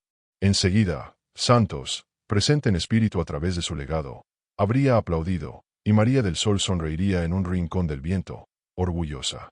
En el patio de la escuela improvisada, las mesas se llenaron de ofrendas traídas por los recién llegados. Semillas de chía, maíz criollo, quesos de cabra, pan casero. A un costado, el arca de los ecos se exhibió abierta, mostrando la pluma de águila, la ceniza del mezquite, la piedra lunar y el mechón trenzado. Una placa de madera tallada a mano rezaba: «Este cofre guarda los ritos de la palabra. Que cada generación que lo abra encuentre su relato». Los niños se turnaban para asomarse a su interior, mientras Jacinta les explicaba con entusiasmo: «Aquí está la semilla de nuestra libertad». Cada objeto fue testigo de un momento en que alguien decidió nombrar su historia. Una niña de rostro risueño tocó la ceniza y comprendió que no era polvo triste, sino nutriente de futuro. Un muchacho acarició la piedra lunar y sintió que su propia cicatriz interna estaba siendo reconocida. Esa tarde, las voces del Valle del Silencio subieron al estrado. Trajeron cantos que hablaban de ríos secos que recobraron cauce, de cuevas donde susurraban los fantasmas de los desmemoriados, de abuelas que gritaban versos prohibidos en susurros de cuna. El público escuchaba con atención reverente, consciente de que cada relato traía puentes invisibles hacia tierras remotas y vivencias compartidas. Lucía, emocionada, tomó la palabra tras las intervenciones. «Lo que hemos traído es el murmullo de quienes creían no existir. Aquí, en Santa Esperanza, estos ecos se convertirán en viento que empuje más allá de nuestras montañas. Les invito a un pacto: cada familia adoptará una voz del valle. Cada año, uno de nosotros viajará allá para contarles nuestras historias y traer las suyas. Así, ni el olvido podrá con nosotros. La propuesta fue acogida con vítores. Un anciano de larga barba alzó la voz. Yo voy. Yo llevaré mi cantar de tambor hasta el Valle del Silencio. Otro, ajustando su rebozo, añadió. Yo llevaré mi poema de agua, para que sus ríos nunca callen. La escuela se convirtió en un organismo vivo de intercambio, traspasando fronteras para mantener encendida la llama de la memoria compartida. Al caer la noche, se encendieron antorchas alrededor de la plaza. El cielo despejado mostraba estrellas más brillantes que de costumbre. El sonido de guitarras, violines y tambores envolvió el aire, marcando el inicio de la gran ronda de historias, donde cada asistente podía narrar un fragmento breve de su experiencia de viaje o un relato heredado de su familia. Las rondas se sucedieron en pequeños círculos. Un grupo de adolescentes improvisó una pieza que hablaba del puente de ecos entre dos pueblos. Un par de artesanas tejió un corrido en tiempo real, contando la travesía de la pluma de águila. Una curandera vieja impartió un canto sanador para las cicatrices del alma. Un niño con la voz quebrada relató la leyenda de la niña que aprendió a volar gracias a la letra de un verso. El bullicio jamás fue caótico. Era música de voces que se entretejían, un tejido de relatos sin fin. Al centro de la plaza, Lucía preparó un altar con 4 velas, una por cada objeto del arca de los ecos. Las encendió con cuidado, mientras el viento nocturno mecía su cabello y el humo perfumaba el aire con aroma de copal. Les propongo un cierre sencillo, dijo en voz baja, pero con eco. Cada uno de ustedes, al pasar frente a este altar, intente susurrar un deseo o un compromiso. Puede ser nombrar la voz que adoptará, la historia que protegerá, la palabra que pronunciará sin miedo. Dejen su susurro entre el humo y las llamas. Allí se quedará, alimentando los cimientos de nuestra escuela viva. La gente formó una fila silenciosa. Un murmullo íntimo recorrió la plaza, susurros de gratitud, promesas de narrar, votos de proteger la palabra.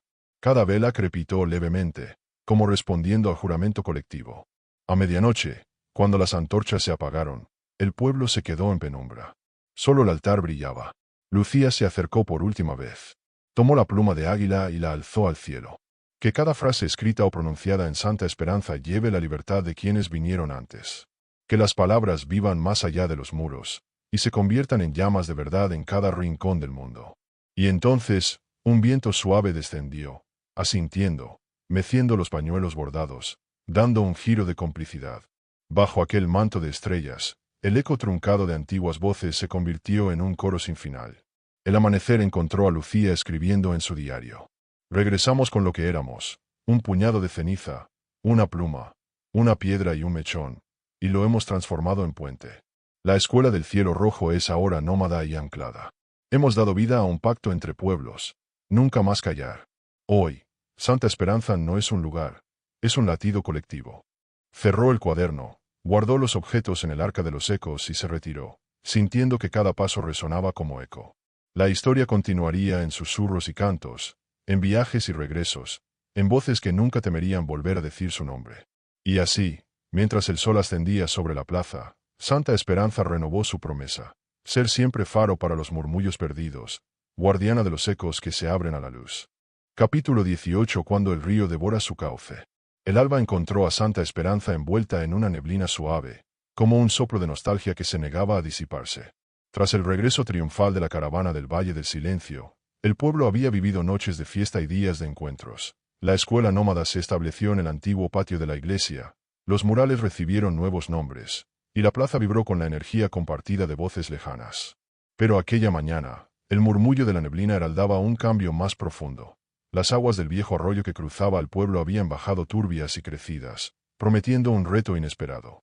Lucía del Sol salió temprano de su cuarto, convertido ya en un modesto estudio, donde los mapas de rutas y las páginas del libro de los ecos se amontonaban sobre una mesa de madera. Sintió al atravesar el pasillo un silencio distinto, lleno de tensión. Al asomarse a la carretera de tierra, vio que el arroyo se había convertido en un río indómito. Su corriente arrastraba ramas, piedras y hojas partidas, carcomiendo lentamente la orilla de adobe del viejo molino que, casi un siglo atrás, había puesto en marcha la esperanza de molienda para los campesinos. ¡Alerta!, gritó a la nada, mientras corría al patio donde ya se habían reunido varios vecinos investigadores de la crecida. El río se sale de cauce. Doña Matiana, siempre vigilante de los presagios, alzó una ceja mientras examinaba las nubes bajas. Dicen las abuelas que cuando el agua cambia su voz, trae consigo la memoria del olvidado, susurró. Y que podemos aprender de susurrar de vuelta. Santos, ahora convertida su ausencia en mito, hubiera aplaudido la referencia. En su lugar, Tomás Aguirre, sobrino de aquel héroe, alzó la voz. Debemos reforzar esa ribera, dijo. Si el molino se viene abajo, gran parte del pueblo perderá su principal fuente de harina. Los vecinos se dispersaron. Unas decenas cargaron costales de arena, otros palas, tablones de madera y cuerdas. Lucía, con su bastón de inscripciones, dirigió los trabajos. Coloquen las piedras primero bajo la base de adobe, indicó. Luego aclaremos la maleza para que el río recupere su cauce natural. Y no olviden marcar los puntos más erosionados. El trabajo se volvió urgente. Caballos y mulas pastaban cerca sin entender el motín de humanos, y los niños observaban desde la orilla opuesta, preguntando cuándo podrían ayudar. Al mediodía, ya habían construido un dique provisional, troncos amarrados, sacos de arena, y ramas entretejidas, lo suficiente para contener la furia del río, al menos por unas horas. Mientras sudaban en el calor leve del noviembre tardío, Lucía se permitió un momento para cerrar los ojos y escuchar el rumor del agua. Río, río, ¿qué traes? Murmuró para sí. ¿Qué recuerdas que queremos saber?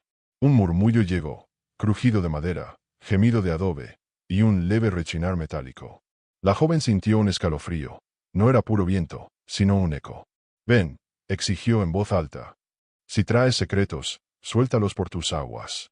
Pero la corriente guardó silencio. Solo presagios.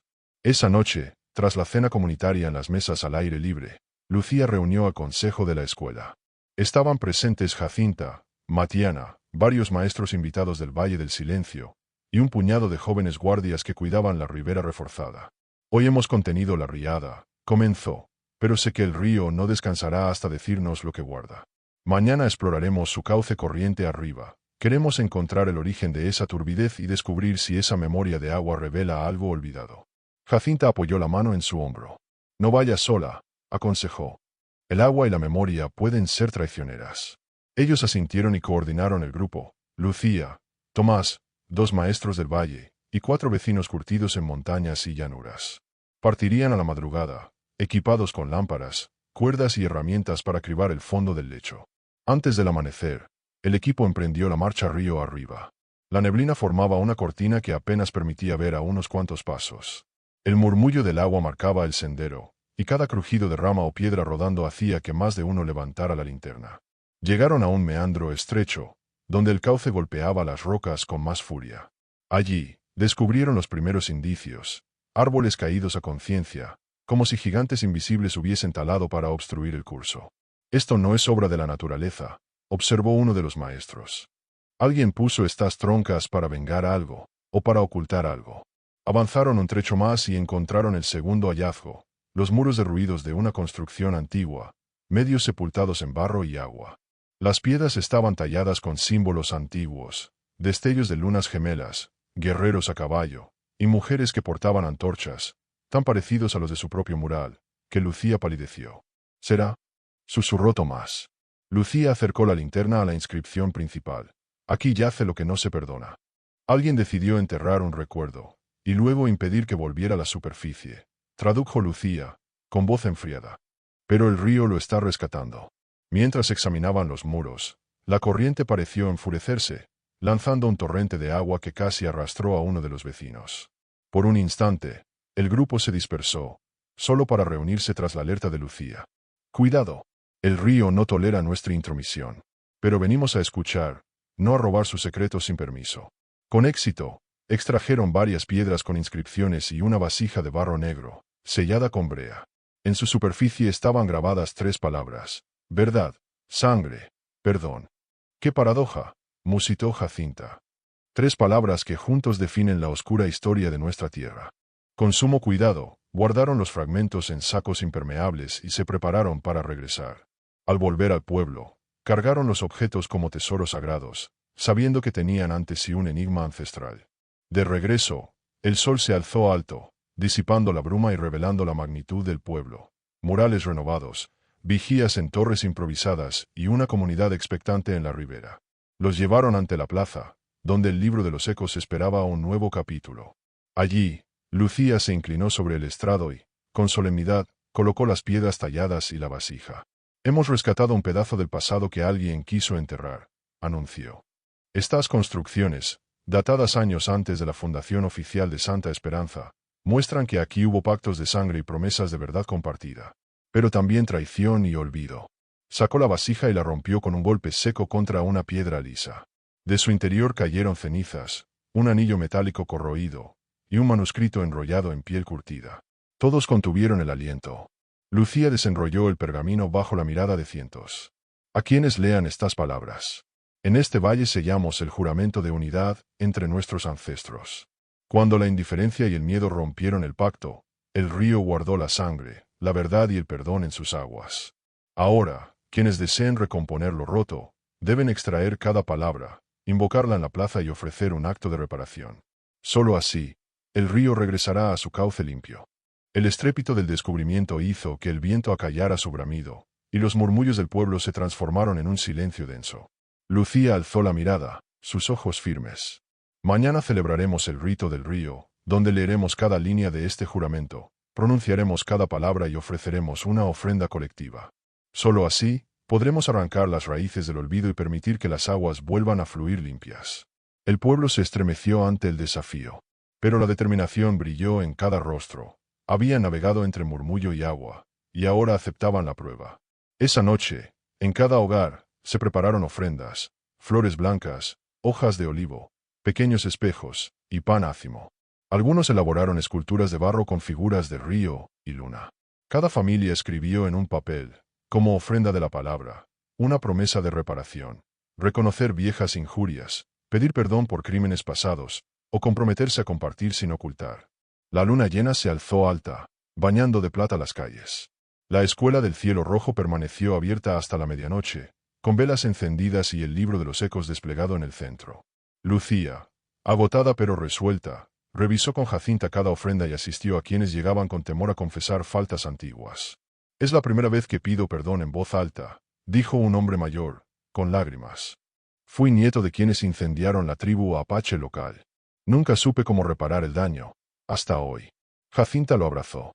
El perdón nace cuando se nombra el dolor. Conmovida, Lucía escribió en el libro. «Hoy, el canto del río resonó en nuestras voces. Sembramos la semilla del perdón y rescatamos la verdad del agua». Y así, en la penumbra salpicada de luces de vela, el pueblo comprendió que la memoria no solo canta historias, sino que sana heridas cuando se atreve a invocar los pecados propios. Al romperse el alba, el río amaneció cristalino. Sus aguas fluían mansas, reflejando el cielo despejado y sus orillas reforzadas. Los niños gritaban de alegría, chapoteando en las pozas que antes habían estado turbias. Los ancianos se acercaron a acariciar el agua, y varios incluso lavaron sus manos en el arroyo, como purgando un peso antiguo. Lucía, de pie en la ribera, contempló con emoción el milagro. «Este río vuelve a ser nuestro reflejo», exclamó. Tomás, a su lado, añadió. «Y nosotros, su pueblo, hemos aprendido que el perdón y la verdad corrigen el cauce del tiempo». La comunidad se abrazó en círculo, y el eco de ese abrazo resonó como un nuevo canto. El rito del río había transformado el terror en esperanza, la oscuridad en luz, y la travesía de las aguas en lección viva. Esa misma tarde, con el libro de los ecos repleto de nuevas páginas, Lucía lanzó el reto para futuros viajeros. Quien encuentre otro fragmento de esta historia olvidada, que lo traiga al río y ofrezca su propia palabra de verdad y perdón. Así, los cauces rotos se sanarán una y otra vez. Y, bajo el cielo rojo que ya había vuelto al atardecer, Santa Esperanza celebró su victoria más simbólica, el río que devoraba su cauce, rendido ante la fuerza de la memoria y el coraje de la palabra colectiva. Capítulo 19. La voz que arde en la sangre. La noticia se esparció como el fuego en los pastizales. Santa Esperanza había despertado el río, lo había escuchado y lo había sanado. Pero el eco de ese acto no se detuvo en sus fronteras. Cruzó cerros, bajó por las quebradas y llegó, como susurro imparable, a los oídos de quienes aún vivían en la sombra del silencio. Porque cuando una verdad se enciende, las demás verdades se inquietan. Fue Jacinta quien lo sintió primero. Una noche, mientras escribía en su cuaderno personal, se levantó de golpe al oír 3 golpes secos en la puerta de la escuela. Al abrir, se encontró con una mujer de piel cobriza, pelo trenzado hasta la cintura, y ojos de obsidiana. «¿Usted es la guardiana de los ecos?», preguntó la mujer, sin titubear. Yo solo cuido la llama que otros encendieron, respondió Jacinta, sin bajarle la mirada. La visitante se presentó con un nombre que parecía salido de una canción olvidada, Flor de Lumbre. Mi tribu fue quemada por las mismas manos que fundaron este pueblo. Mi abuela murió abrazando a sus hijos entre el humo. Pero dejó su voz escondida en un canto, esperando el momento de ser escuchado. Hoy supe que ese momento ha llegado. Lucía, al enterarse, ordenó preparar el centro ceremonial. No era solo otra historia, era la raíz misma del fuego que Santa Esperanza había intentado apagar durante generaciones. Esa noche, se convocó a toda la comunidad. Nadie se negó a venir. Era como si el alma colectiva supiera que estaba a punto de saldarse una deuda ancestral. Flor de Lumbre subió al estrado con la serenidad de las montañas viejas. En sus manos traía una manta bordada con símbolos apaches, pero distintos. Cada espiral tenía el centro negro y una lágrima en el borde. Dobló la manta y la colocó frente al altar. Esto fue tejido por mi madre antes de morir, dijo. Cada lágrima es una voz que no pudo contarse. Hoy, las voy a nombrar. Y entonces comenzó a cantar. Pero no era un canto de melodía dulce. Era un lamento ardiente, como si la sangre misma se hubiera puesto a vibrar. Los presentes sintieron un hormigueo en el pecho. Algunos lloraron sin saber por qué. Otros se abrazaron como si el frío del olvido se hubiera colado por debajo de la piel. Lucía se arrodilló sin poder evitarlo. Sentía que una fuerza más grande que ella le pedía respeto, humildad, entrega. Al terminar el canto, Flor de Lumbre dijo: No vine por venganza. Vine a devolver lo que me pertenece, la historia de mi linaje. Ustedes creyeron que quemando los cuerpos podían enterrar la memoria. Pero olvidaron que la voz que arde en la sangre siempre regresa. La multitud permaneció en silencio. Luego, uno a uno, comenzaron a acercarse al altar. Hombres que nunca habían hablado confesaron lo que sus abuelos les contaron en secreto. Mujeres mostraron cartas escondidas, objetos rescatados, símbolos grabados en piedras que nunca se atrevieron a mostrar. Y Flor de Lumbre los escuchó a todos. No como juez, sino como fuego. Los días siguientes se construyó un nuevo mural, esta vez bajo la dirección de ella. No era uno de colores vivos ni figuras gloriosas. Era de sombras, tonos ocres y símbolos antiguos. Una mujer al centro, con la boca abierta y el fuego saliendo de su garganta. A los lados, niños con los ojos cerrados y corazones brillantes. Al fondo, una serpiente envuelta en llamas que en vez de devorar, tejía caminos. Este mural no es para celebrar el dolor, explicó Flor. Es para honrar el grito que sobrevivió al fuego. Que nadie olvide que la voz también es un arma, y una medicina. Lucía propuso que ese mural tuviera su propia ceremonia anual. Que cada año, el pueblo se reuniera para recitar los nombres de las tribus quemadas, los niños ocultos, las madres que dieron a luz en medio del exterminio. No como culpa, dijo, sino como compromiso de no volver a callar lo que duele. Y así nació la ceremonia de la voz ardiente, que se realizaría cada otoño, cuando el cielo se tornara rojo, como aquella vez cuando todo comenzó. Flor de Lumbre decidió quedarse en Santa Esperanza un ciclo entero. Daba clases de canto ancestral, enseñaba a las niñas a bordar historias en lugar de flores, y se sentaba cada tarde con los más ancianos a reconstruir, trozo a trozo, los fragmentos de la verdad quemada. Una tarde, mientras caminaba junto al río, Lucía le preguntó: ¿Cómo pudiste volver aquí sin odio?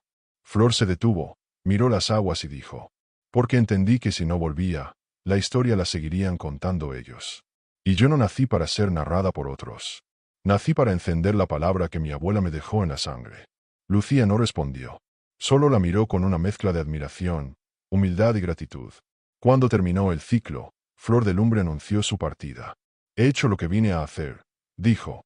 Pero dejo una semilla, esta niña, y señaló a una joven de apenas 12 años, llamada Yaretzi. Tiene mi fuego, mis cantos, y mi historia. Entréguensela cuando esté lista. Y que nunca permita que la palabra muera en su garganta. Lucía la abrazó con fuerza, como se abraza al fuego sin temor a quemarse. Y antes de marcharse, Flor dejó su último canto grabado en una piedra junto al mural. No me busques en tumbas ni en cuentos mutilados. Búscame en la niña que canta con rabia y ternura. Porque mientras ella viva, yo seguiré ardiendo. Esa noche, Santa Esperanza durmió con el corazón encendido. No de furia, sino de verdad. Porque ahora sabía que no bastaba con no repetir la historia. Había que contarla completa, con todas sus heridas, todas sus voces, y todos sus fuegos. Y así, con cada nuevo día, la voz de Flor de Lumbre seguía viviendo en las canciones de las niñas, en los bordados que contaban guerras invisibles, y en los murales que ya no evitaban la sombra, sino que la transformaban en llama. Porque cuando una voz arde en la sangre, no hay olvido que la apague. Capítulo 20. El día en que no se temió al mañana. El sol amaneció sin premura, como si supiera que ese día no había prisas ni batallas que librar. Santa Esperanza olía a pan recién horneado y a tierra mojada por el rocío. Era un día especial, aunque nadie lo había decretado. Simplemente se sentía distinto, como si el pueblo entero respirara en sincronía. Lucía se despertó antes del canto del gallo. Se sentó al borde de su cama y, por primera vez en años, no sintió el peso de lo no dicho, de lo no hecho. Todo lo importante ya estaba en marcha. Las niñas de la escuela hablaban ahora con la frente en alto. Los ancianos sonreían con los ojos limpios. El río había vuelto a su cauce. Y la historia, antes rota y dispersa, ahora tejía sus hilos en una sola melodía. Se levantó sin urgencia, tomó su cuaderno y escribió solo una frase. Hoy el pueblo no tiene miedo del mañana. Luego se vistió con su falda morada y su blusa blanca, las que usaba solo en los momentos más sagrados. Y salió a la calle, donde el pueblo comenzaba a despertar. En la plaza, ya se reunían vecinos, niñas, maestros, viajeros, ancianos, madres con sus bebés en rebozos, y jóvenes que habían dejado atrás el silencio. En el centro, una mesa larga cubierta con un mantel tejido por manos de distintas generaciones. Sobre ella, no había documentos ni discursos. Solo objetos. Una piedra del río. Un cuenco de barro negro. Una pluma blanca. Un anillo corroído. Un mechón de trenza antigua. Un espejo rajado. Y el libro de los ecos, abierto por su última página escrita. Lucía subió al estrado improvisado y alzó la voz. Hoy no nos reunimos para recordar el dolor, sino para celebrar lo que aprendimos de él. Hoy es el primer día de un pueblo que no le teme al mañana. Todos escuchaban sin moverse. El viento apenas se atrevía a soplar. Cargamos nombres de mujeres que fueron fuego, de hombres que rompieron cadenas, de niños que, sin saberlo, salvaron canciones enteras con sus preguntas. Y hoy, esa carga ya no pesa, porque la compartimos. Jacinta, firme como un roble en otoño, subió a su lado. Cuando llegamos aquí, dijo, esta tierra tenía más tumbas que cuentos. Pero nosotras cavamos con palabras, desenterramos las raíces, y sembramos nuevas lunas. Un coro de niñas comenzó a cantar el canto que Flor de Lumbre les había enseñado. Uno suave al principio, como arrullo. Luego fuerte, como himno. Luego apenas un susurro que se metía en los poros, en los huesos, en las lágrimas que se escapaban sin permiso. Ese día no hubo discursos largos. Solo gestos. Una mujer abrazó a la hija de la mujer a la que su abuela había traicionado. Un hombre entregó un cuaderno con la historia completa de su familia, incluidos los horrores. Una joven clavó una estaca en la tierra con una placa que decía, aquí ya no crece el olvido. Los murales se llenaron de manos nuevas. Cada visitante, cada sobreviviente, cada testigo dibujó su palma abierta con pintura roja o blanca. Como diciendo, yo estuve aquí. Y me hice parte. Al mediodía, Lucía caminó sola hacia el cerro del Mezquite. Allí donde un día derramó las cenizas del antiguo colgante. Se sentó en la piedra más alta y contempló el pueblo desde arriba. Recordó a Santos, a Nube Roja, a Isabela, a las mujeres que murieron pariendo verdad, a los niños que ahora podían decir, yo soy hijo de esta tierra sin vergüenza. Recordó los silencios, los exilios, los días en que temió rendirse. Y sonrió, porque ahora sabía que el fuego no destruye si se le da forma, que el río no arrasa si se le escucha, que el pueblo no sangra si se le ama. Tomó una hoja seca y escribió. Aquí se fundó el mañana. Luego la soltó al viento, que la recogió como un último mensaje antes de cruzar la sierra. Al bajar, la esperaba Yaretzi, la niña elegida por Flor de Lumbre. ¿Lista?, preguntó Lucía. Yaretzi asintió. Llevaba en su mochila un cuaderno en blanco. Su voz sería la nueva guardiana del eco. Toma esto, dijo Lucía, entregándole la llave de la biblioteca. Pero recuerda, no estás aquí para custodiar libros. Estás aquí para que nadie deje de contar lo que vivió. Yaretzi la miró con firmeza y dijo, prometo que mi voz no se dormirá. Esa noche, bajo un cielo sin nubes y con una luna llena que parecía bendecir la tierra entera, Santa Esperanza celebró por última vez el fin de un ciclo. Las campanas sonaron como nunca. Los fuegos artificiales no eran explosiones de colores, sino estrellas lanzadas al cielo por manos indígenas, campesinas, mestizas. La música era mezcla de tambor apache, guitarra española y canto de niña. Y el pan se partió entre todos, sin importar de qué lado del río venían sus abuelos. Lucía se retiró en silencio. Entró en su casa, se sirvió un poco de atole, y encendió una vela. Antes de dormir, escribió una última entrada en el libro de los ecos. Hoy fue el día en que el pueblo no temió al mañana, porque comprendió que el mañana no es un castigo, sino la oportunidad de seguir cantando, sin miedo, la historia que por fin es suya. Y cerró el libro, y cerró los ojos, y durmió en paz, porque cuando el río deja de rugir, cuando el fuego se vuelve llama de hogar, cuando la voz deja de temblar, entonces, por fin, el alma puede descansar. Fin.